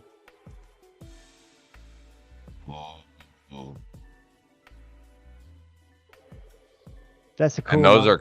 are those are custom style. Absolutely customs. I think they're $1,100 knives. What is that? A compression or a crossbar lock? It's a crossbar lock, but scroll back down. I want to show you something. Scroll Down here? Right, you went past it. Up to that next picture. Next one This up. one. Next one up. This- This one right here. See the little T6 beside the pivot? Yeah. You know what that is? It's ingenious, but can you figure out what that is? That's what locks is the it? pivot in. So I if was you gonna look at say, the is other it- side of the knife, if you look at the other side of the knife, that's what you turn with your screwdriver. See? And if you go back, that's how real people, instead of doing a little dimple that you have your pivot go in, they've got a little screwed where they've notched out that ring. Dude, it looks so good in person. It looks like a clock. But that's what that is. It's a little screw down in beside that pivot so that pivot locks in the back side of that pivot. So you don't get pivot walk. No shit. It's fucking ingenious. I wonder why more companies don't do that. It takes time. Yeah, when they about it. can just mill out like the Exactly. D shape. Well, they can Yeah. just set out something to. But I think it's cool. That is cool, man. I like unique shit like that. Yeah, what was disturbing to me, and Jeff might have said this, A to Z, is when you pulled him up on Google, it said permanently closed. Maybe he's not making knives anymore. Maybe all that's available is what's out there, which is Oh, more of a reason to really? buy that short one. Yeah, when you went to Google, before you went to his website, his Google My Business showed up right there. Kevin Wilkins, permanently closed. Oh. Does that say knife maker though, or does what? Yeah, knife store in Berlin. Maybe his store just closed. He's from Berlin, Germany. Yes, and these are made. He's actually from America. He's from the U.S. Oh. He's U.S. born and raised, and he lives and makes knives in Germany. I gotta let the cat in. Really? Yep. So he's a U.S. guy making knives in Germany. That's crazy. I wonder how that happened. Crispy Critter got the Gom and the Deviant. Tyler Williams got the Southern Grind Spider Monkey. Gracian drinking Pete's coffee. Flicking the Crypt. Nice. Five Eyes got the Kickstop 229 Tanto, which is the knife that I slept with last night. The stonewashed Tanto Kickstop. I always sleep with a knife like in my waistband or in my pocket because I'm a psycho. And that's the knife that I had last night because I'll like go to sleep or I'll, up until I get in bed, I'll have a knife pretty much in my hand, all the time. And instead of putting it on the dresser or whatever, I clip it on my waistline. That way, when I wake up in the morning and I'm making my coffee, I just pull it right out of my pants and I'm ready to go, to till I switch You them. love that kick stop? Dude, I'm a huge fan of the kick stop. So this is my third knife with the kick stop, and they are all spectacular. I have a little Pena Apache with it. It's awesome. I have the bigger, skinnier Oser F22, Ooh, I was wondering if you had which that is, answer. dude, it's a banger. And then now the Chavez, which is a XL, size knife for that kick stop. And they are all three just spectacular, dude. It changes a normal flipper tab. Like, I love normal flippers, but there's something, even one with an excellent detent like this Kubi Veloce here, it feels completely different. I don't know really how to explain it, but in the name Kickstop, it almost feels like you're kicking the blade out, like the mechanism is booting it, Well, it's got instead to of have it. something to do with centrifugal force with that folder or that trigger. Instead of it just pushing and going through as part of the flipping of the blade, with it depressing and collapsing, it may be, like you say, giving it a kick, which is just going with the initial detent release and giving it Yeah, that feeling of lockup. And I haven't handled one yet. I will at Blade Show. you'll like it, dude. If you like a flipper, you'll really like it, because it's not like a normal flipper. It's part of the blade. It's part of the blade, Are you where taking it apart? I have not taken it apart yet. Have you taken any of them apart? I'm just curious how it. So you say it's part of the blade. It's actually attached with a little changladingo that lets it move on the blade. No, I'm saying like your standard normal flippers. Right. That is a part of the blade, all Yeah. one piece. Absolutely. Whereas the kick stop is a secondary piece. Like, it goes on its own pivot. Right. I So knew that. I just can't figure out how the mechanics of it work. That's why I'd love to see how that works. I'll have to do the video. I have it wrote down to do it, and I haven't gotten there yet. But basically, just picture, it's just a little, so imagine a flipper tab separated by itself, right? And then that's on its own pivot right behind the tang of the blade, and basically it kicks it out. You're using the flipper, and it pivots on that bar, and then just kicks the tang out, and then it hides in the scale of the knife, which is ingenious, dude, And because what then you locks don't. it in the scale of the knife? What keeps it from just being loose in there? The blade? That Does the that is blade a push it good back? that's a good question. When it's opened, it's locked in there. I think the tang of the knife holds it in there. But once you disengage it, then the flipper becomes Movable. Of course it would. yes. So the tang of the blade, when opened, keeps it in the scale, and then when it's closed, the tang keeps it it keeps it up, so it can be depressed. It's ingenious. Very cool. Lee Williams, man, that ingenious little mechanism. Such a simple mechanism. It's really simple. Revolutionizes the game, because the pocket pecker is what everybody used to call it, and when you open it, it used to just get in the way of everything.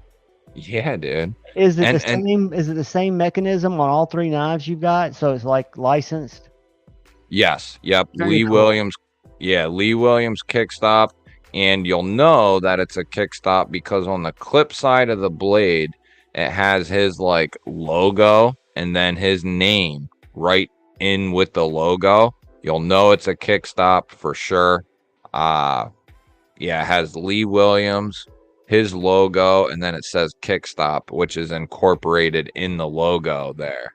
But yeah, they're all the same, and I can tell you one thing that's for sure is the ergonomics of like, if it's a bigger knife, even if it were to protrude, it might not be a huge deal because you have plenty of handle, right? But it would still be kind of in the way. But where it really shines is like that Pena Apache, where it's a smaller handle. A little And dainty. yeah, and if you had that flipper tab coming out, it would be a huge not issue, but it would just make the ergos a lot more uncomfortable. Whereas where that kickstop hides in the scale, you can have that full handle of that Pena, which makes the ergos just awesome on that little thing. Because even Like a having, slip joint. yeah, exactly. So even if you have a little bigger hands, you're going to be able to get a full nice grip on that thing because the flipper tab isn't hanging out the bottom. It's great. Very That is good. a very ingenious idea. I love to see things. That's why I'm so stoked about what Winter Blade Company's doing. It's not that I have to have a Winter Blade Co. or it's necessarily a knife for me, but I can appreciate the fact that it's revolutionary and it's cool. Yeah, I agree. Yeah, I'm not. I think, yeah, exactly. I think what he's doing is Take awesome. care, And Dopey. Buy me something nice. what's he doing? Going shopping. Oh, yeah. Get me something too while you're out. Uh, yeah, a lot of his stuff is cool. I would say it's really not. I wouldn't say that it's not for me, but it's not something that I'm like, I need to have type of a deal. Like I Same way, had, I don't feel drawn to it. Like I have yeah, to have it.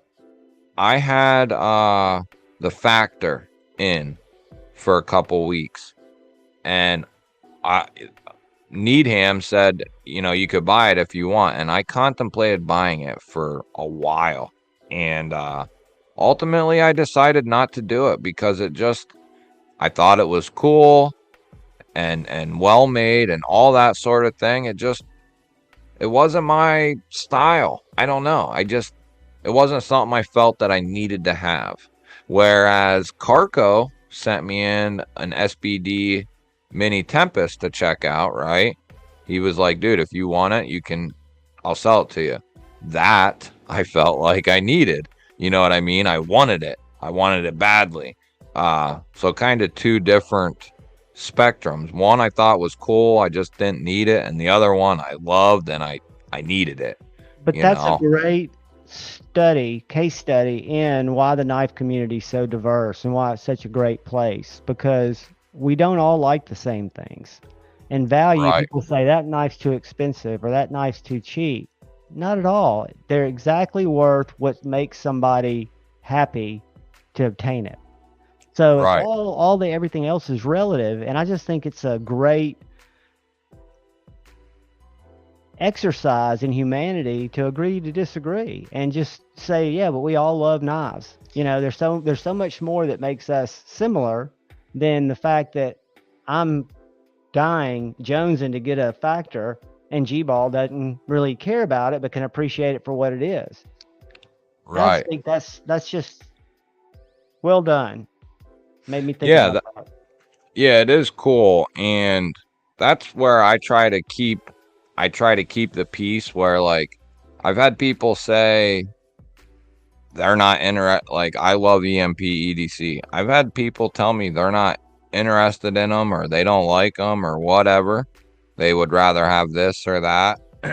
And my first thought is you're nut. Like I want to be like, you're nuts, dude. And sometimes I say that joking around, but really when you sit back for just a second and think about it, it's like that's fine. You know what I mean? You don't have to like EMP EDC.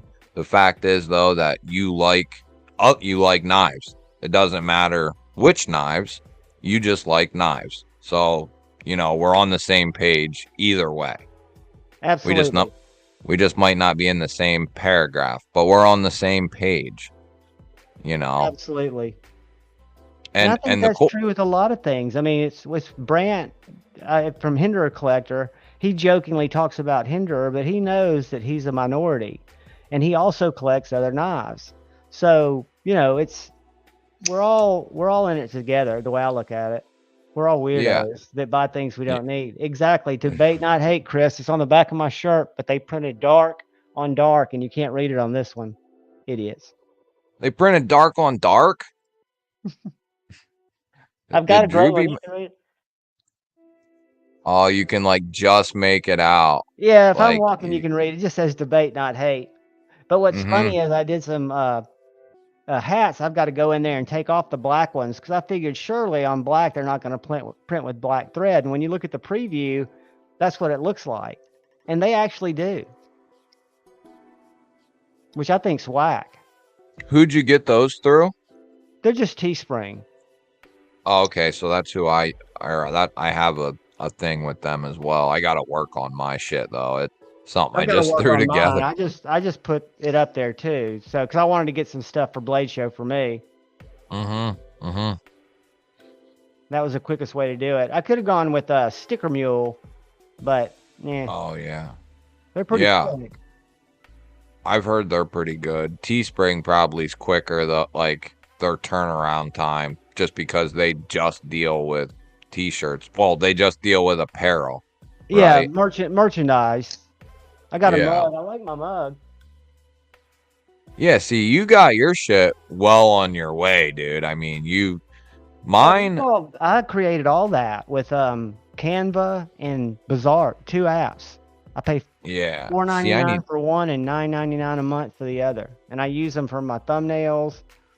I mean, they're point and click. They're idiot proof. yeah. So, do you use, so That's do funny, Dr. Drew.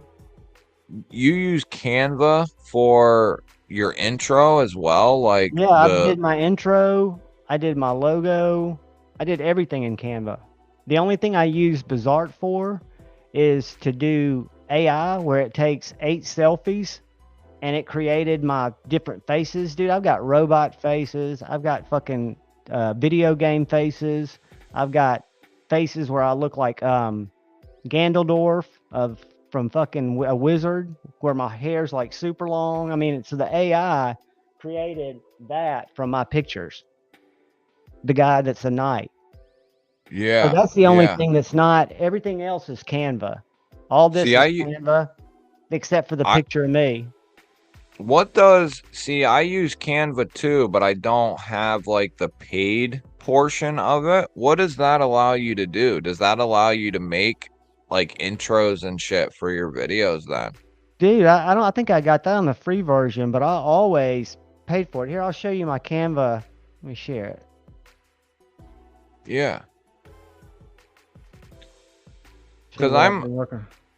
I was gonna say something to you, I think last weekend when I was on your stream, but I won't mind picking your brain on just even what I want mine doing is like right at the beginning of my video, just having like my logo pop up and then my video start. Not an intro or not anything like that, just my logo kind of pop up and Yeah. then go into the video. But I don't even know how to do that. So when it comes to Let me see how I log anything, in. I'm an idiot when it comes to that stuff. Let's log in with mobile. Let me try this. 256 348. It logged me into another account, but it didn't have all my stuff in it.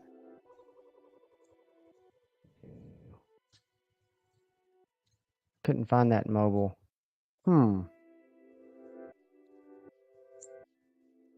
Let me look in my app and see how I'm logged in. Yeah, yeah.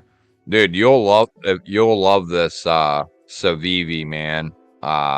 It's ridiculously good too. It's the aluminum just I got the red with the black blade. It's a pretty nice combo. Black hardware. They're definitely starting to tune these button locks in. I know they seem to be getting better and better, and that's slicey as all get out, isn't it? Yeah, dude. Let me check the edge. That's one thing I don't think All right, that they I just emailed did. me a code. Hold on, let me get the code, and then I'll be able to share it with you. I forgot how this worked.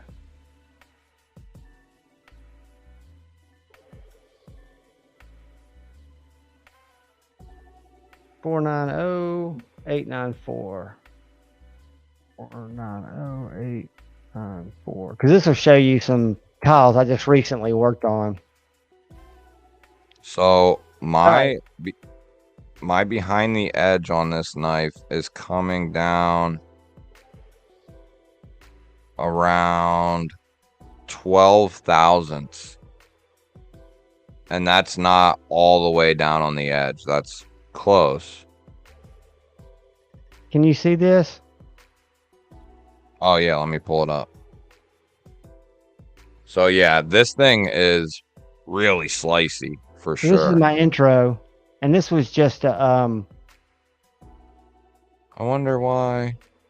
continue in browser instead. This is just a template that I just added the text. This template was in there. I just added the text.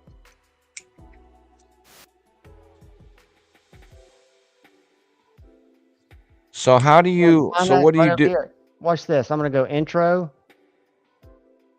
video, enter. All these over here. Whoops.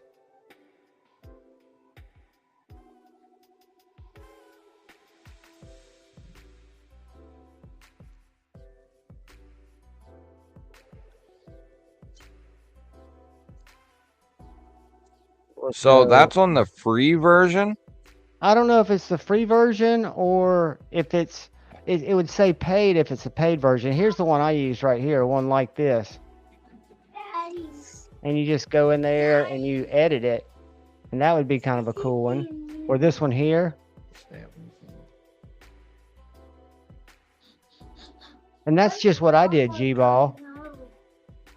See, I want to do something just like that where I maybe either right at the beginning of the video, just something pops up like my logo and channel name, and then I go right into the video, or I say a few syllables that pops up and then it goes into the video. Probably one or the other. And dude, then you can, if you got the paid version, you can set up this brand hub where you can keep all your stuff together in here. Oh, really? Yeah, those are the logos I made in here. I haven't done much with it. Like I haven't gotten all my text and stuff the same. I haven't got my colors right because my color palette's different. This is the first logo I created.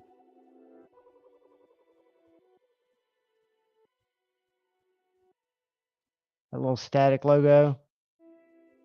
Oh, yeah. Yeah, but you can go in here, dude. I would play around with the free version, and if you feel limited, but just like I would go to template, and then for template, I would just start typing video intro right up here. Oh, intro. So how do you look at all these. I'll show you mine exact one. So how do you incorporate that in? What do you do? Go into your YouTube studio and when You could, but are you using an iPhone or are you using a Galaxy? I'm using the Google Pixel Okay, so phone. Google probably has some free video editing software, just like Apple has iMovie. And when I say video editing, don't think about editing. Think about stuff that'll stitch things together. So basically, see this channel right here that I've got a star on? That's my logo or my intro. I just personalized it with my stuff. Oh, okay. See that? But I mean, there's so many cool ones. Like if I think about it, I'd go back and do a different one because there's some really sweet ones they've gotten. Saw some up here at the top that were really cool. But I anyway, need. once you do that, you download it. So you've got that little video downloaded. So if I go back to my templates,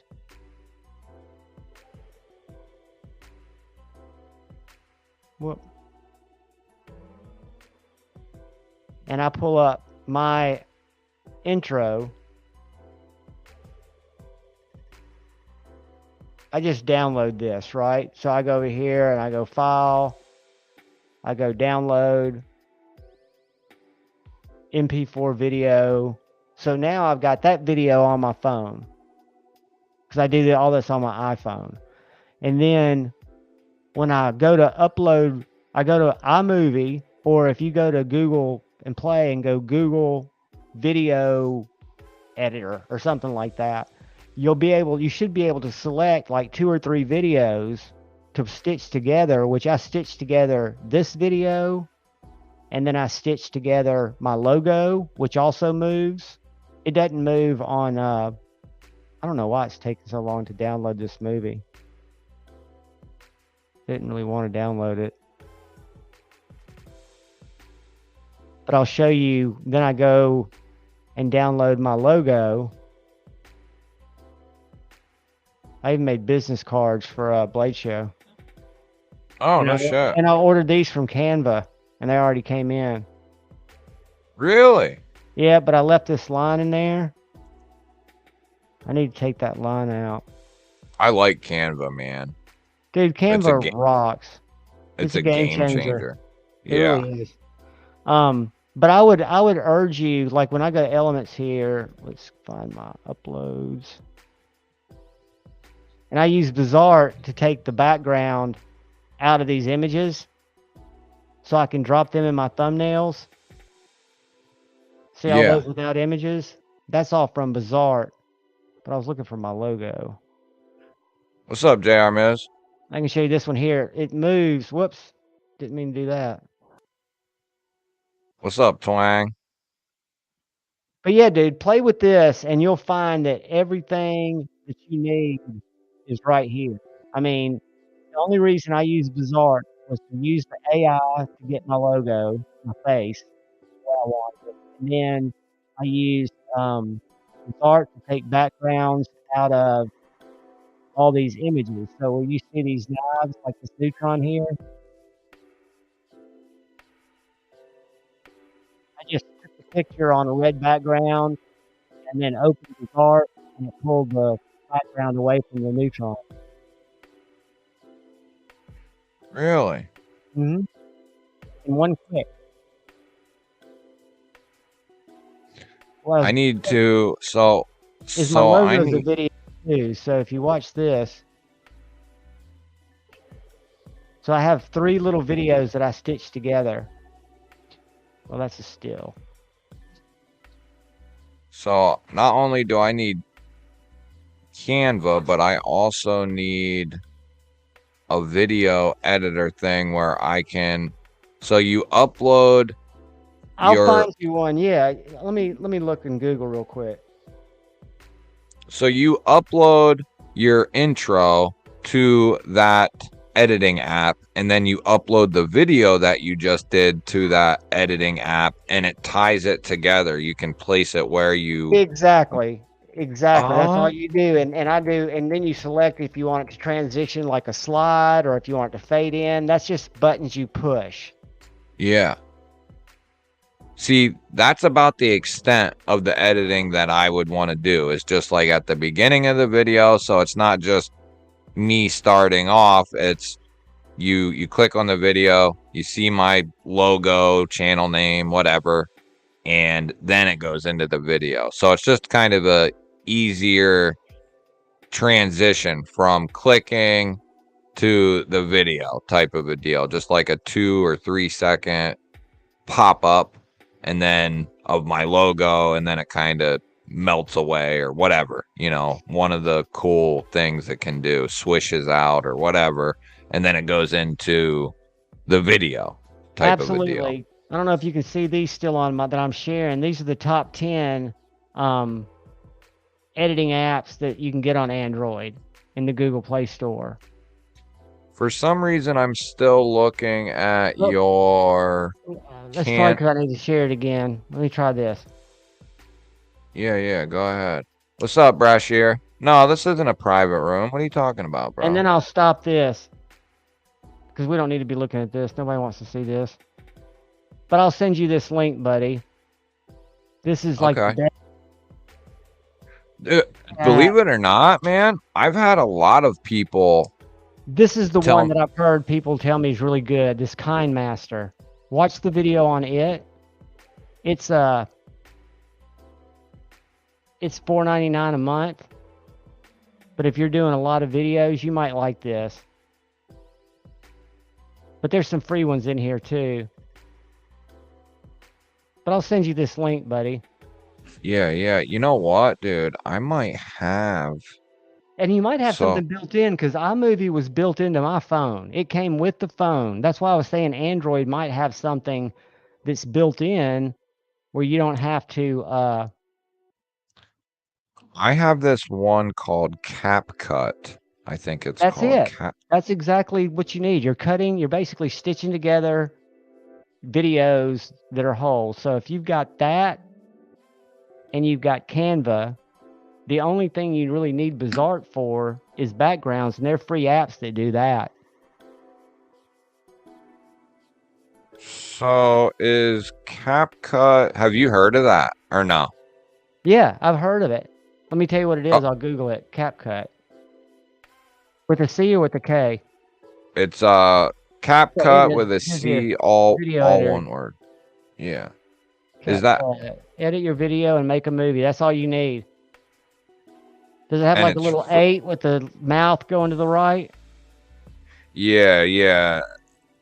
It's white with a black like 8. Yeah. Yeah, with a Yeah. little triangle going out to the right. Yeah. Yeah, Yep, that's dude. This exactly it. this lets you. This even lets you remove backgrounds. Oh, really? Yeah. So you can definitely stitch stuff together. Is it free or are they going to charge you for it? I think it's free. But oh, you know what? I might be doing like some sort of trial maybe. I'm looking at CapCut Mobile. I didn't get real far with it. Somebody had recommended it to me, I think, and I downloaded it, and I think that's about as far as I got. It looks like It, it's more of an like for editing the images in there. yeah, so maybe Let me that's not see. exact. Video Stitcher. iMovie Android is what I'm gonna do. That might not be what what I want. I forget who recommended it to me. Movavi Clips.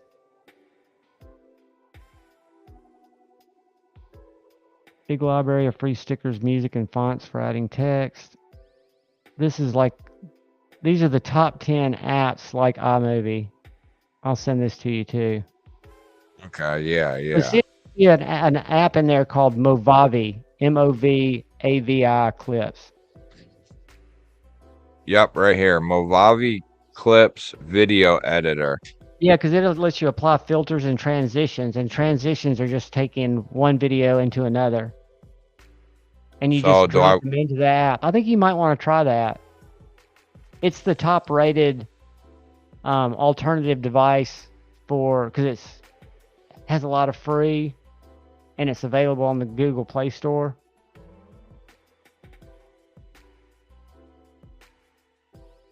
I downloaded it. I'm gonna have to mess with it. Yeah, play with See it if when you I have time. What's Yeah. up, Disney Tent? Joe Isabella. Yeah, Have a I'll have good to get day, in there buddy. and mess with that stuff. Spam Ninja Happy T. haptics. What's Sorry, up, guys. bud? I've been buried in the browser.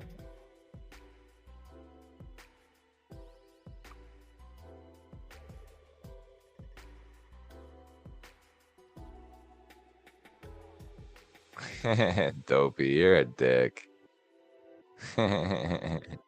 What's up, Dwayne? We're just chilling, trying to It's trying to raining figure here. out some shit.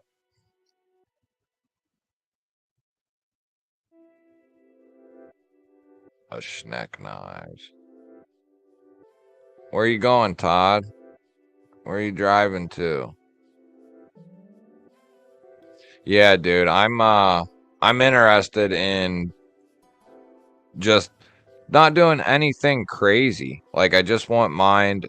The two things I want mind being able to do is, like I said, the logo, channel name at the beginning, and then I want mine being able to pop up like a picture or two throughout the video of kind of like almost like B-roll in a sense, but just popping up like a picture of something, you know what I mean, during the video in a sense. Let's see if you can see this. Can you see that app? So if I Here, go create movie. Let me switch us here. Hang on a second. There we go. So this is when you start, it pulls up this where I've got some projects in there. Yeah. But I want to do a new project. So I go new movie, and then I go into my media, video, all, and then it pulls up all my videos in there. And then what I do is I scroll down here and I grab my intro, and then I scroll up here and I grab my logo, and then I scroll up here and I grab my video, and then it says I've got 3 items selected because I just selected those 3 things. Then I go create movie and watch what it does. I have 3 breaks.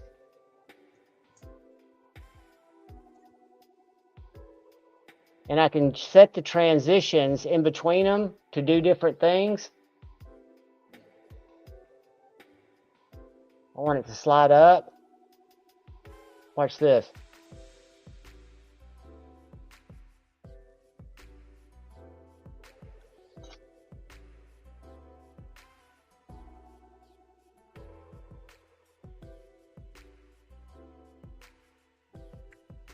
See, yeah, that's exactly what I want. That's all it does is stitches 3 little videos together.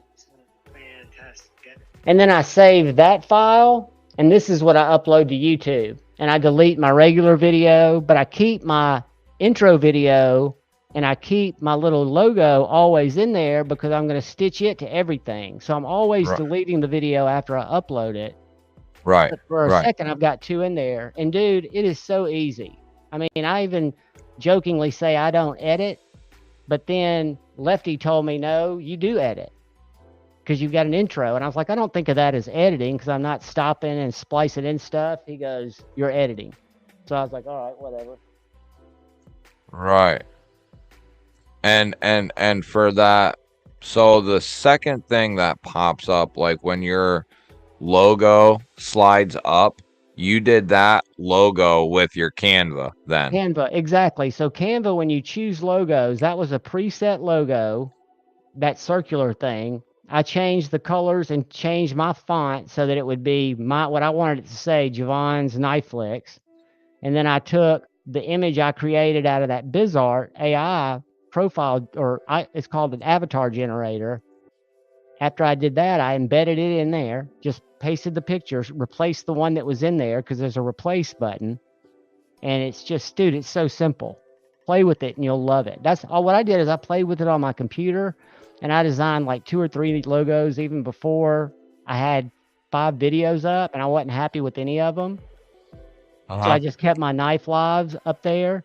But then I finally kept playing with it, and it's so interesting and easy. My daughter's a graphic designer, and she was going to do me a logo. And I'm like, look, you don't really even need to. I've got it worked out. Yeah. Which sucks for her because I'm sure a lot of people are using AI where they used to use graphic designers.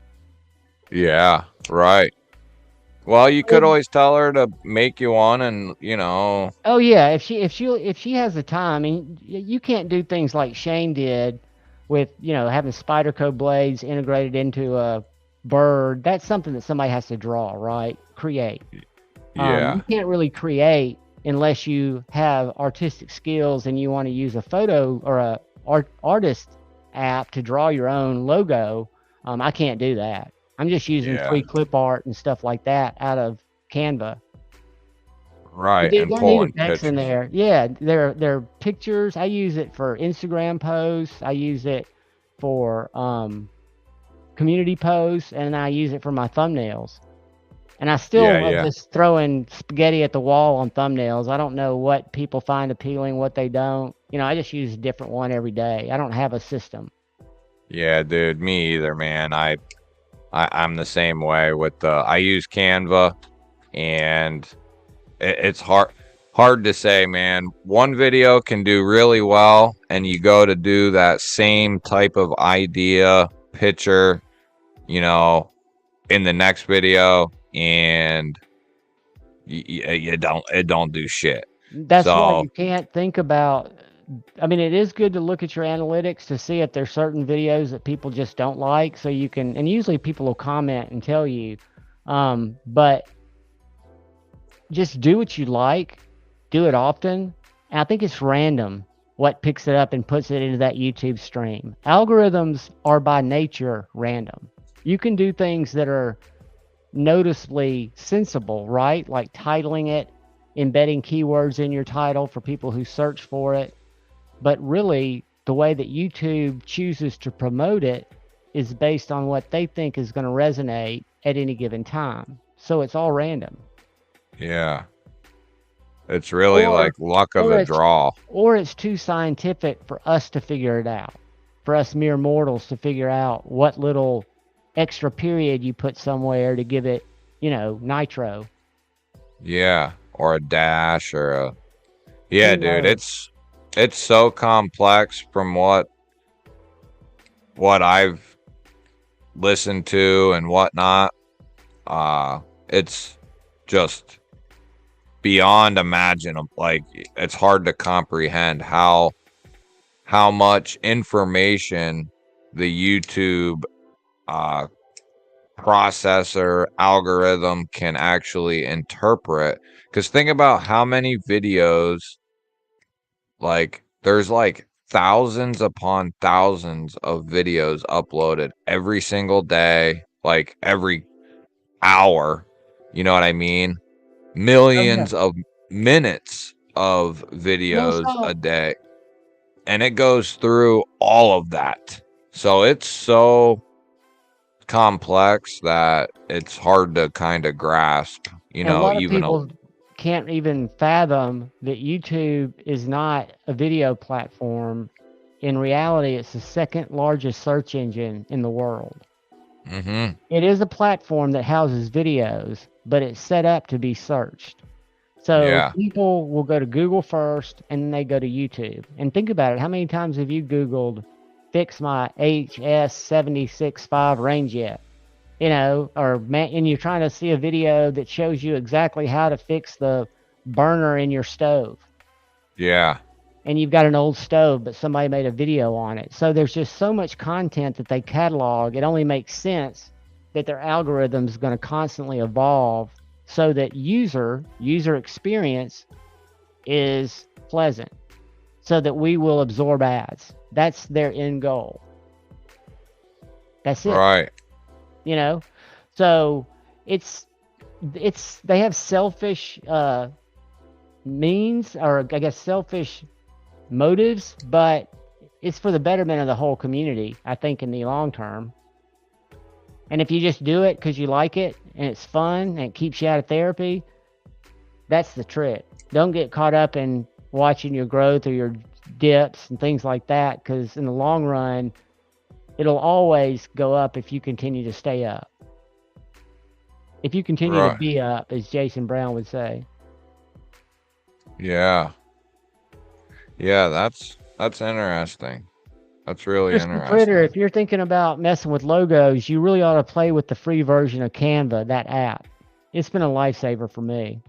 Yeah, I agree with Javon. If anyone who wants to do their own logo, mess with Canva, because you can stack things on top of one item. Like if you look at my logo, you can do that whole logo right there in Canva. You just pick and pull. You can make it smaller, bigger, change the color, do whatever you basically want in that app. It's awesome. Dude, your logo's top. Did you make that? Gary made that. Dude, that's awesome. I think he used Canva though. I think that's what he told me. He used Canva. I kind of pitched an idea to him, and he went with it, and it came out perfect. I did though go in and like I changed some color schematics and I changed some other shit. So like that one I changed a little bit. I have a couple different like color schemes. That That's one good though, there. because you can use that for different merch. Yeah, exactly. And I started one in Canva, and I have it saved or whatever, but I probably won't switch my logo, but I'm thinking of making a new one and using that as like maybe for live streams or for when I do a video that pops up instead of like my icon logo for my name. That one will probably just keep it there. That's what everybody knows. You know what I mean? But Right. if I make a new one, that might be the one I implement into like my videos and other shit. It always evolves, right? I mean, I started out Yeah. and still wish that I had the cat logo, which I've got on stickers because the sticker mule will print them. But Teespring, because it has the Chavez in its mouth, won't even print it. It's automatically banned because they're woke. Oh, really? It's a weapon. Oh my goodness, dude. I might as well have a piece of devil's lettuce hanging out of its mouth. Right. Bama Ninja, is it mustacular out there today? Mimo's asking if our brains are on drugs. Yeah. 40 years, about 44 years, but I've been sober for 8 years. So you can't roll it back. But yeah, I had a wild, wild ride for many, many years, and I wouldn't change anything about it. I learned so much, and it was so beautiful. Yeah, I was gonna say for a long time it was, and it's probably still reaping some. I reaped the wisdom from it, and there's the thing that I'm adverse to are the pills and alcohol. That's what I swear off. That's where my sobriety ends. Substances, I guess I should say, but God gave it to us. I'm not going to turn it away. Yeah, going through all that and getting cleaned up is the average person. You have a whole different outlook on life compared to. I was 6 months restless leg syndrome, 30 days of hardcore flu. My family didn't know. I didn't go to rehab. I tapered for 2 weeks and then cold it out and that was after 13 years. About 13 to 14 tens a day. So yeah, I was sick, and I can remember how shitty it was, and it's enough to keep me from ever dipping my toe in it. And I realized that alcohol just was not made for me at all because it got me into, after I drank, I'd be looking for an 8-ball. So it was just kind of like a given. Yeah. And I'd find it, so I just swore all that shit off. Go to AA and haven't looked back. Yeah, one leads to another, that's for sure. Well, you realize patterns. A lot of people that are wiser than me, except I think the young male brain doesn't accept shit like that. I think I accepted it at 45 or 46, but we're stubborn. But yeah, I just realized I couldn't control it and gave it up.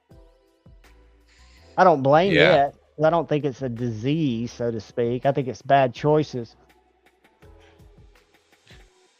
Yeah, I, the way I always describe it is I wasn't born with the light switch to turn, like growing up, in high school and shit. I had buddies who would drink, and I would drink till I literally couldn't drink no more.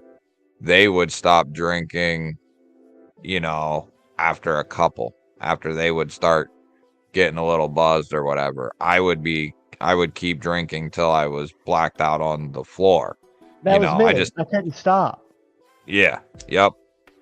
And I That's can exact. I didn't have remember, the I can the remember to this switch. day, like when I finished my second Crown and Coke and my third one was coming, I had about the perfect buzz.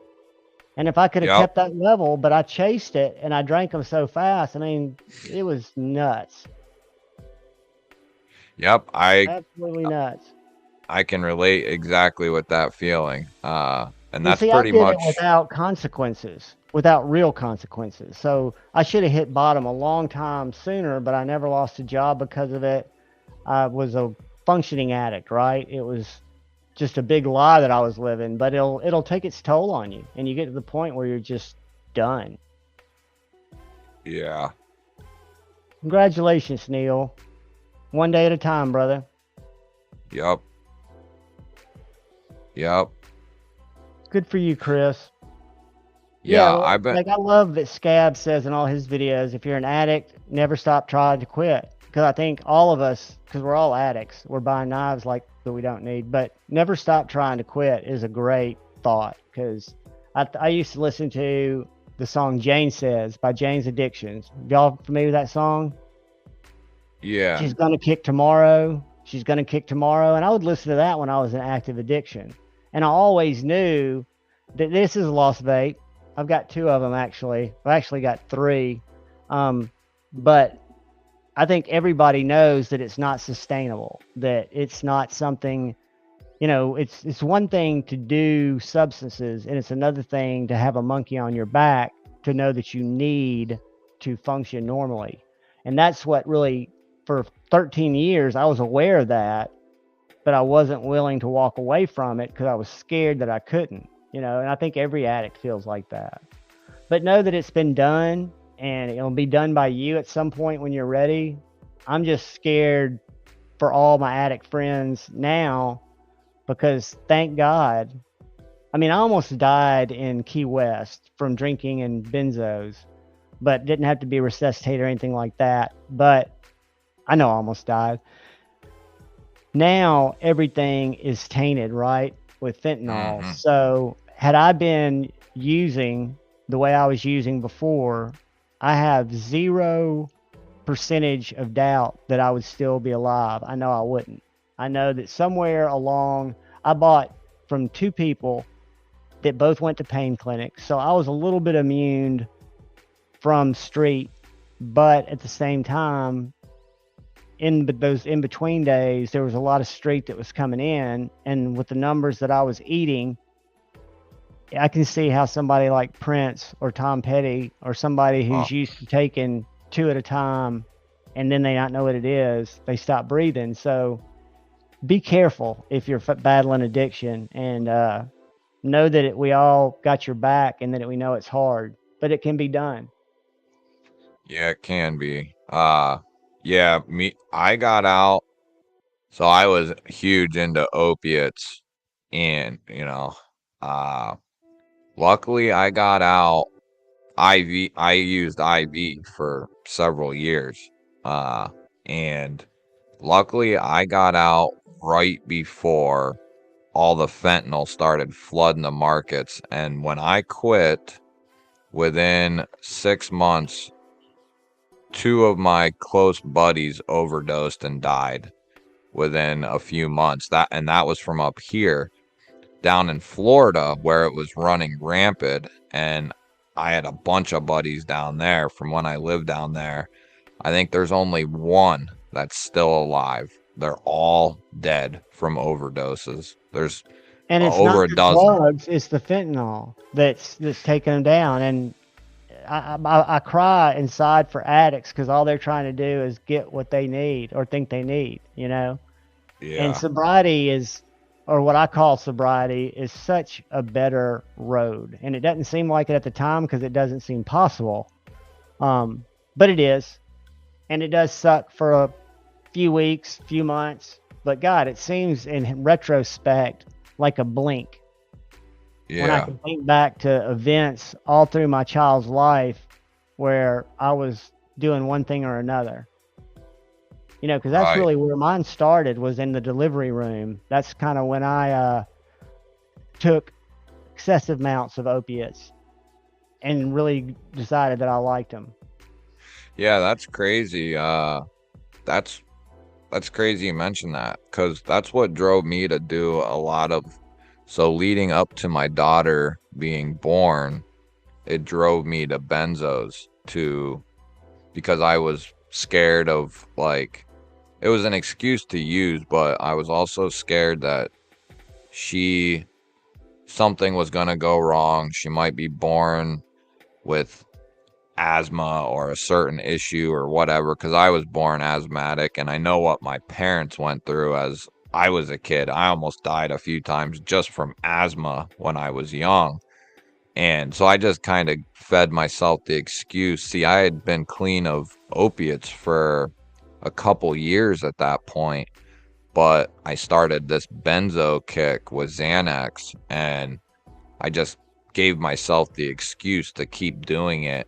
And that's when I had a huge problem, was in the day she was born. I was so out of my mind on Xannies that I vaguely remember that day, like just barely, just a little bit. And that's a massive day in your But, life, you but in your know? mind, you were just trying to cope with the stress of the fear of what you were dealing with. Yeah, exactly. And that whole thing stemmed out of control for quite a little while till it landed me in jail. And I did like 35 days in there, cold turkey, off like a 12 to 16 bar a day habit. That's dangerous, dude. You're just lucky you're No, still here. no medication, dude. The most they would give me is a 500 milligram Tylenol, and some Gatorade was the most that they would give me. I was hallucinating in my cell. I didn't sleep for I don't think I slept. I didn't sleep that whole time I was in there. Like, I might have blacked out for a few minutes and then I'd be like right back awake. And not that I didn't want to sleep. I wanted to sleep, but I just couldn't. Your mind is like constantly going. Uh it was horrible. I was completely out of my mind. There was times I thought I was dead, and then I'd like wake up. I thought I was home, or I thought I was somewhere else, and then I'd wake up and I'd still be in my set, like in the cell, and it's like, dude, this is freaking, yeah. Benzos, opiates sucked coming off those, but those opiates don't touch what Benzos. benzos would Nope. do to you. You're Just exactly right. And I can't believe they made you go off them without anything, because that's one drug like alcohol that can kill you. And Gonzo, it is a struggle every day, but buddy, the struggle is so worth it. You know that, and I know that. It is so worth it. yep, yeah, yeah. Because I My can't go back to just using and being able to use without consequences. I know I can't. I know that I would be right back, and I've got the same connections. right, So we're yeah. a phone call away. Yeah, my family was Happy co- Haptics is right. yeah, just think, yep. My family was contemplating suing it's a private prison here in Pennsylvania. It's the only county jail in Pennsylvania. It's not actually a jail, it's a prison. It's the only like full max county prison in the state of Pennsylvania, which is where I live. It's a full bars on the cells. Like, there's no getting out of there. Basically, it's a full max county prison is what it is. It can house state inmates, it can house federal inmates, that are passing through or whatever. So it's set up to house anyone and everyone, and it certainly did. And it wasn't an easy place to be, that's for sure. I had guys that I talked to in there that were from state prisons, federal prisons, that said that that county prison was the worst place they had ever been in. Damn. and they had been in state prisons, federal prisons, and that They've county seen the prison, system. yeah. And they said, and I heard it from countless people who said like state prison or federal prison was a vacation compared to that county prison, man. Yeah, you're on a normal block, not the whole or not the SMU, which is like standard medical unit, which is, I spent a week there. It's concrete walls, a steel door that's like 5 inches thick. There's only 4 of them cells in the whole prison, and it's in the center of the prison, basically in between the first and second floor. It houses people who like try to escape the prison, or like very dangerous mofos. They threw me in there because when I was hallucinating one night in my normal cell, I took the guard's cell phone out of his pocket and cornered him up on the second floor or the balcony of the room that I was in, or the wing that I was in. So they came up. I gave him his phone back, and I went back in my cell, and like 2 minutes later, like 15 COs in full gear came up and dragged me out of there and threw me in the SMU. I was in there for 7 days, man. No running water, lights on 24/7, these bright fluorescent lights on 24/7 with a camera facing at you the whole time. It's even smaller than a normal cell, so it's set up. There's just a bed. They don't give you a pillow. They give you a little sheet, and then you have your mattress, which is like this thick in there, and then it's on a steel frame, and all that's in there is a little toilet and a little sink. So it's like a quarter of what you would normally get on your normal. You don't get no calls. You don't get nothing. You get the shower once every 3 days in there. Like, it was probably, that was one of the worst times in my whole life, was that time frame in there. Damn, Horrible. dude. Talk Absolutely. about self-reflection. Were you withdrawing hard in there? Yeah, there was a point in time, and I remember it vividly, where I was there, and a CO might come through every other hour, maybe. So you didn't, and the other guys that were, so there's 4 of them cells in there, and mind you, the doors are like 4 inches thick. All you get to look out of is this little window that's all fogged up, and look, you can barely see out of it. And all you can hear is like the muffled sound of someone. Like, if you really listen closely, you can almost make out what they're saying. But I was in there with a guy who escaped the PRC prison, like the pre-release prison. He was looking at like 15 years. They threw him in there. He was going to spend 6 months in that wing alone until he went to court. So he was in there. There was a kid who was like 19 from Philadelphia who had killed one of his buddies. He was in there. And then there was another guy who like went insane in the hole, who they threw in there. So I was in there with like these lunatics, and here I am. I got thrown in there because they wasn't medicating me or nothing, you know what I mean? I just was cold turkey and off all them benzos. But I remember standing at the door, and it probably had, there's no clocks in there, so you have no idea what time it is. What the only way you know is because of dinner call or meal call, so you could get an idea. But after dinner, which was at 4 o'clock, man, and breakfast was at 6, so you go from 4 p.m. until 6 a.m. with no food, no drink. You know what I mean? Is That's it hardcore. horrible, dude. Horrible. You had to actually, if you took a piss or a shit, you had to like wave at the camera for them to turn the water on so you could just flush the shit.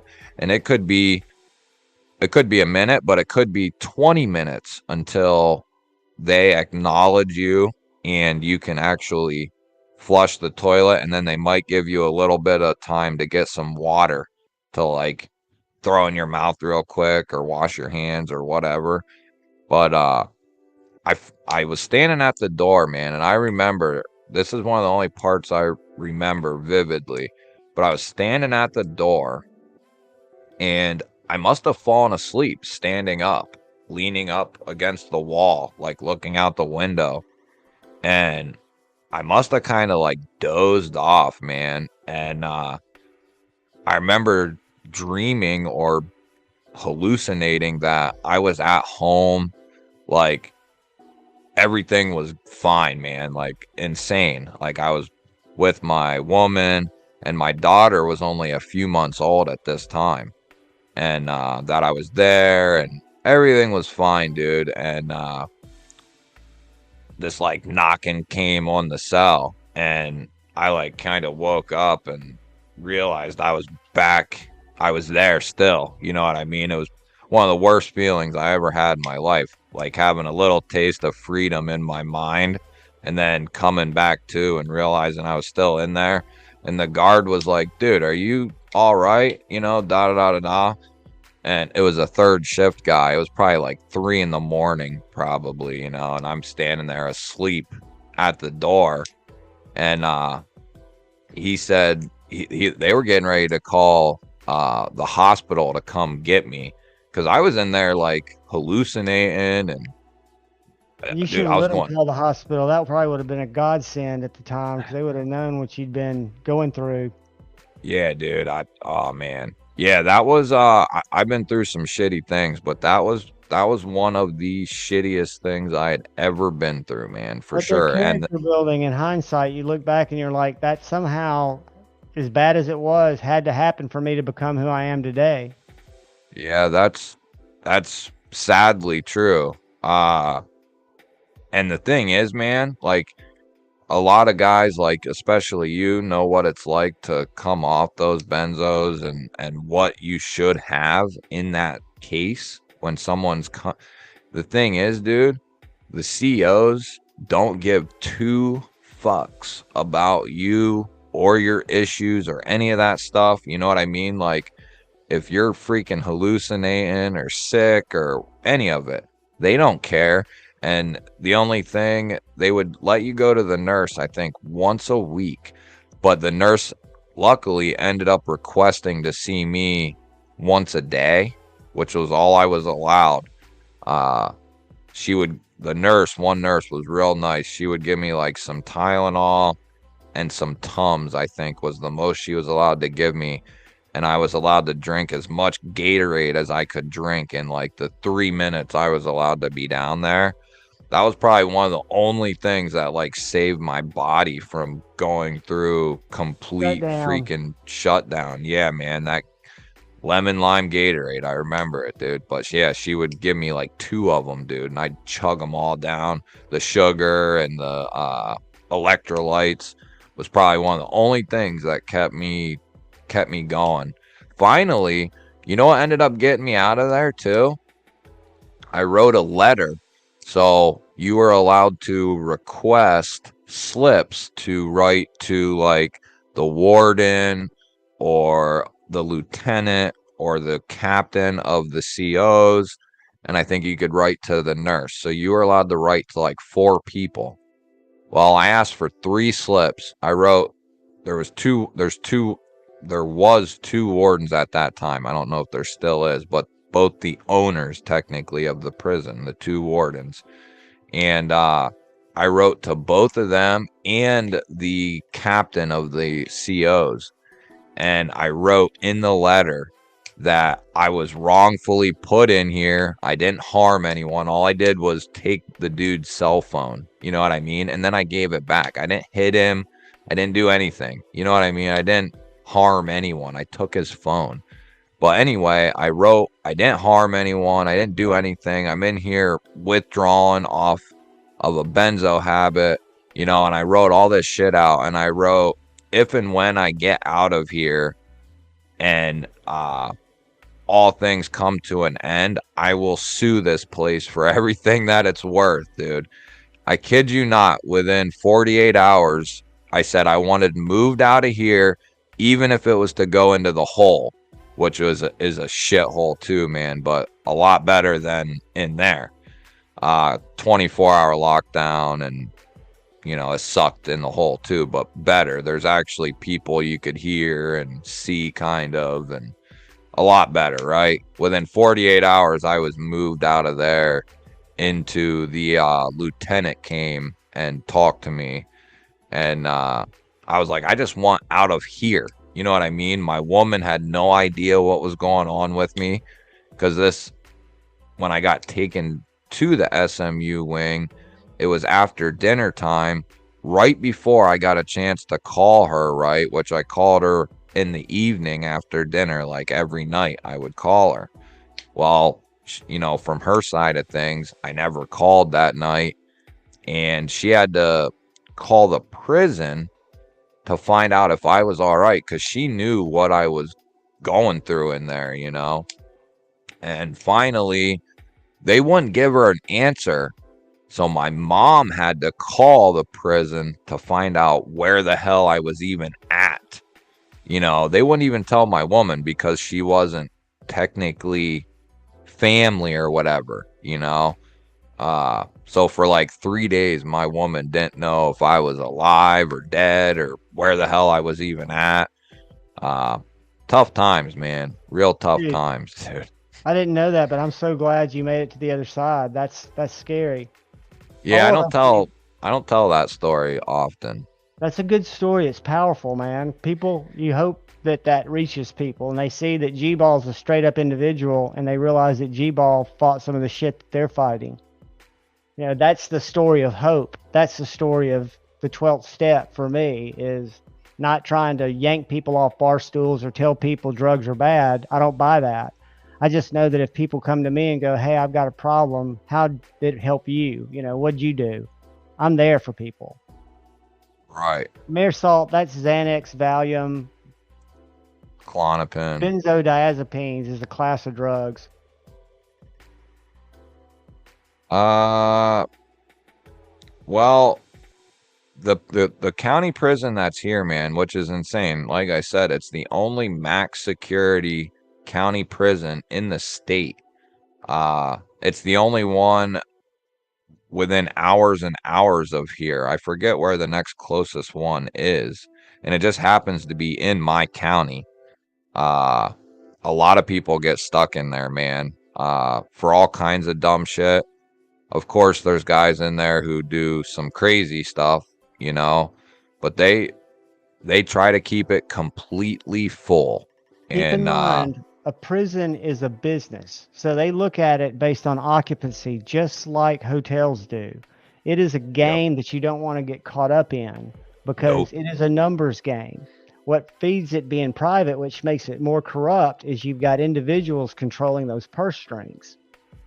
I don't know if it makes it more corrupt or less corrupt. That was kind of a dumb thing to say, because I hate to think of the system controlling it. But yeah, you don't want to get caught up in it, because it's based on incarceration. It's not based on rehabilitation. Nope. No, they don't give two squirts of piss about your rehabilitation in there. See, some places really do. They want to help inmates or whatever get better. That place, I think you're right. I don't have like hardcore facts on that.